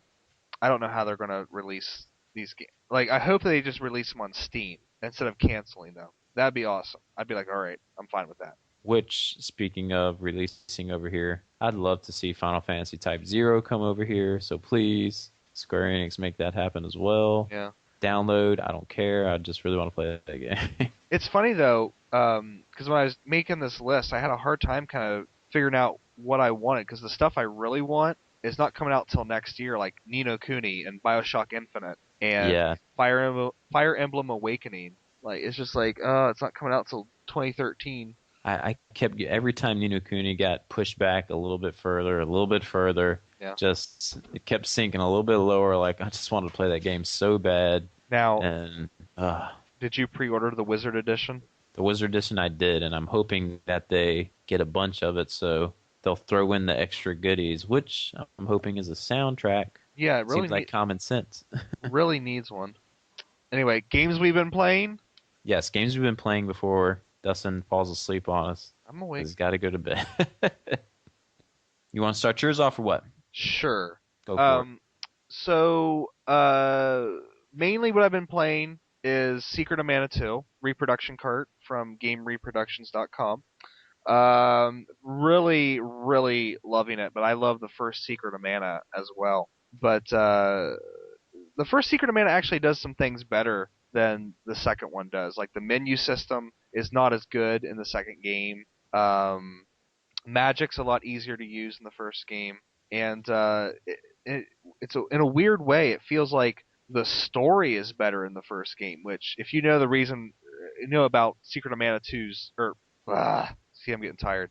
If you know about Secret, if you know about It's Secret, like the Dustin Christ video on YouTube. Yeah. yeah. Oh wait, you should see like all the outtakes. Man, it's bad. But it's if you know the story about Secret of Mana's translation and like why the story seems so sparse, you know it's kind of crazy to think that story is actually a little bit more better than Secret of Mana 2's story. But I don't know, it's just something about like the story's not grabbing me, but like the gameplay is really I'm really loving the gameplay. How do you think how much longer you got in that game? Because you've been playing it for a little Uh, bit now. I'm at 14 hours, so I think Oh, wow. I just got flammy, so I think I'm pushing towards the end. Oh, okay. But I also have been playing Legend of Heroes: Tears of Vermilion on the PSP every now and then, and just kind of a when you listen to it and or when you play it, um, you're going to think you're going to get Trails in the Sky, but that's not how you should go into the Bandai Legend of Heroes games. They're more like a Dragon Quest game. It's really kind of weird. Yeah. And I'm actually shelving it because it's just not like it's not really grabbing me right now, and I need to go back to Birth by Sleep and finish that so I can play Dream Drop Distance. Oh yeah. So shelving that, and then that's really been it because I've been really busy, and other than just kind of throwing some stuff in here and there to make sure they work when I pick them up, I really haven't been playing that much. Except, That's because you've been doing good things to your viewers or your YouTube channel and giving us a lot of good videos. So yeah, yeah, I need to slow that down.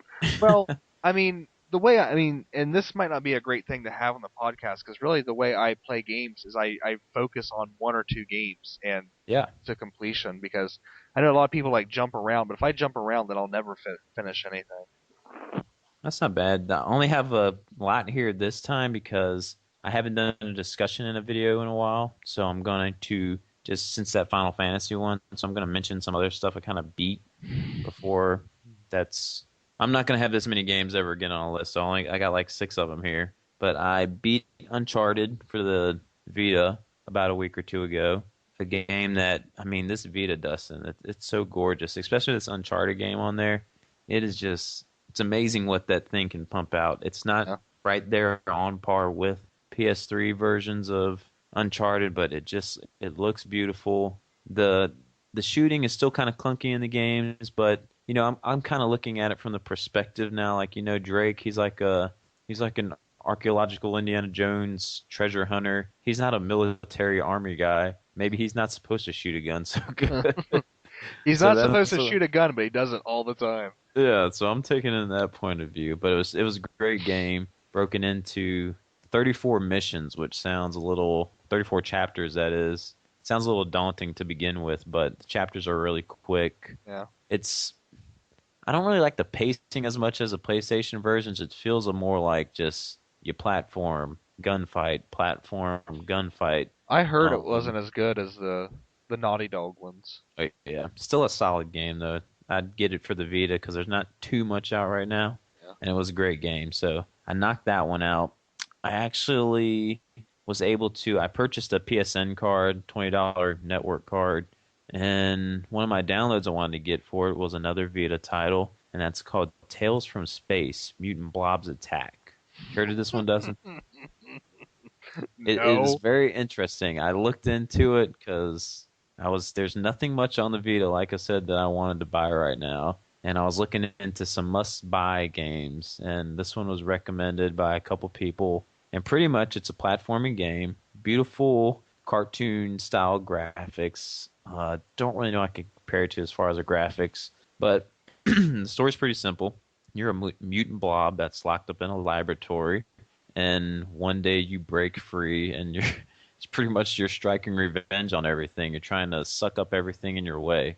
You're this blob and the whole goal of the game is basically get from one end of the board to the other. It's a platformer and it's got a bunch of puzzle aspects that the whole key is since you're this blob, you're trying to suck up trash. And once you suck up enough stuff, you'll grow bigger and most of the time there's a object in your way that keeps you from proceeding through the level until you suck up enough junk to move through to the next area. And it's got puzzle aspects as far as I don't know, sometimes you unlock abilities where it's kind of hard to explain. You got to use gravity in your favor sometimes. You got to hold down a button whether you want to suck up toward a piece of metal or maybe push yourself away from the metal.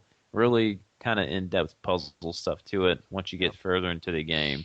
But you start just growing to the size where you're actually eating people. And I've gotten to a part now where I'm eating tanks and going taking out helicopters that are shooting at me, and it's starting to get pretty challenging now as you get further into the stages. But it's definitely a must buy. A lot of reviewers are praising the game, so if you got a Vita, check it out. I think it's $8 on the PSN store, and also uses the Vita's motion control on the kind of bonus stage where I don't know if you know the old tabletop marble games where you're just trying to navigate through a maze and get to the end. You remember those, man? I'm sorry. What was that again? The old like you say you have a old marble top game Oh, and like you have Marble it's like a Madness. Yeah. yes. Yeah. It's kind of got like a little mini game like that bonus level that's really unique using the Vita's controls in it. So check that one out. Does it use the back touchscreen? Not that I know of. I How don't often think does that thing like get in the way? the back touchscreen. Yeah. For me, not at all because I bought the hand accessory for it, Oh, okay. the grip accessory, so it feels like a controller to me. The only complaint I would have about the Vita right now is the thumbsticks. Yeah. I wish they were a little bit thicker or wider, Yeah, they're and I kind of think they small. have attachments I can put on to solve that. They feel too small poking into my thumbs, but not a big complaint. The other thing that we mentioned earlier, I beat Final Fantasy 13 too. I was playing through that, finished that amazing game. If anyone hasn't gotten into the 13 series, if you don't feel like starting with the first one, that's fine. Just go ahead and play through 13 too, see if that'll win you over. But it's going to be a downgrade if you get a Final Fantasy 13, and you might be lost in the story. But I can't recommend it enough. I'm loving the 13 series, and 13 is amazing. Yeah. And You also, I dabbled in some. I wanted to play some Halo Reach to prepare myself for some Halo 4 because I'm a fan of the series. So I was playing online with some friends on and off here past couple weeks. Hadn't touched that in months, so just played that a little bit. And I am actually playing the game right now you want to get into, and that's Birth by Sleep. Started that up earlier this week. I'm a few hours into it. I can't remember the guy's name. I'm playing more with you got the three characters to choose uh-huh. from. I'm playing not the quick attack guy, but the bigger guy Tara. with heavier attacks. Yeah. Yeah. So I'm playing through with him the first time. But of course, they say this is a game you want to play through all the characters with. So Right. I'm dabbling in that one, and I'm liking the Kingdom Hearts series. I've only beaten the first one. I want to say I have memories of beating the second one, but I just can't remember. So I'm enjoying getting back into the series and then wanting to play Dream Drop Distance. Don't know when I will get that though because I kind of want to play through the way the storyline is supposed to be played through. Yeah. So I'm starting with Birth by Sleep again. I might even play through the first Kingdom Hearts game again just to go in order. But yeah, that's what I've dabbled in the past month or so. Been I playing. I used to love Kingdom Hearts. Like Kingdom Hearts 1 and 2, I was fanatical about. And then it just kept on going on and on with these side stories, and I'm just like, where's 3? Why don't we have 3? But let me ask you this: you're playing Birth by Sleep. Yeah, Do you have a hard time getting the item you want to use when you have to use like a healing item? I haven't gotten to where I really need to use one yet, Okay, because so it's not too bad. yeah, you use the slider pad to move around, but then you use the D pad to like select your items. So you have to have like a claw grip on the PSP. Like I'm at Yeah. like I can't remember like the quick attack guy. He looks like Roxas though. I'm actually at the end of his game, and I Okay. can't beat it because like the boss is just too quick, and I can't select the right items because I'm trying to run away from him and dodge attacks, but at the same time select spells and items to use, and it's just like oh my god, that's why I put it down. Right now, the problem I'm having is I don't know if it changes further into the game. Is I pretty much only have the 3 or 4 moves that are assigned to that Hmm. deck build to use, and I wish there was a. I don't know if there is or not a way to switch between decks on the fly. Because if you don't have a potion mapped out to the deck, I mean, how are you supposed to use it? Yeah. But other than that, I mean, it's a good looking PSP game by Oh the way yeah, too. I think it it looks it gorgeous. looks great. It's probably one of the best looking ones on the system. Oh yeah. But that's it for me, and that's what I've been playing. So again, you probably won't hear that much from me again. Like a list like that, it's normally 2 or 3. I'm like Dustin. I kind of want to focus on a game and get it knocked out so we can share our thoughts with it on you guys. But that's about it. I don't think this was a bad first episode, man. I don't think it was either. I mean, I once think we we did good. yeah, once we get some other people to bounce stuff off of, I think we're gonna do great. Yeah, we're gonna work our kinks out, guys, and hopefully you enjoyed our inaugural episode and what we had to share with you. And like I said, hopefully next month we'll be able to share some last story with you guys. I'm Yeah. looking forward to that Um, because those are going to be day one buys for us, and I'm looking forward to sharing with you guys what we think on it. oh, I think it's about that time, man. yeah, I'm gonna be able to actually share a lot of things because I'll by next podcast I'll be back from distant worlds too. Ooh, and your little secret project, you might be able to Secret get a little project. bit more detail on that Yeah. for us. Which Undead Space Monkey just messaged me on YouTube about a program to use for editing. So Nice. nice. I Hopefully, you guys will be excited as much as Dustin is for this, and some of us who know about it, what's going on. So, looking forward to that. So, keep an eye on his channel. super secret. Again, ask us questions, or I'd welcome questions. So, again, send them at YouTube/another gaming podcast. Just leave us a message. Hope you guys are getting involved with the show here. I love fan interaction and being able to leave comments and interact with each other. And like Dustin said, we want to get guests on here, so message us if you're interested. We want to talk to everyone who listens to the show. I'd love to. So if you're interested in coming on, just shoot us a message and let us know. All right, that was pretty damn good. So let's say we wrap this up. I say we do, man. All It's right, late. it's That's the late. end of episode 1, man. It's We're late, and I got an done. early morning. And to top it all off, it's like a really boring, like my case I do tomorrow is a really boring surgical case. So I'm gonna be fighting to stay awake all day long. Oh well, that's life. All right, guys. Well, thanks for tuning in for the first episode, and I'm lagging out.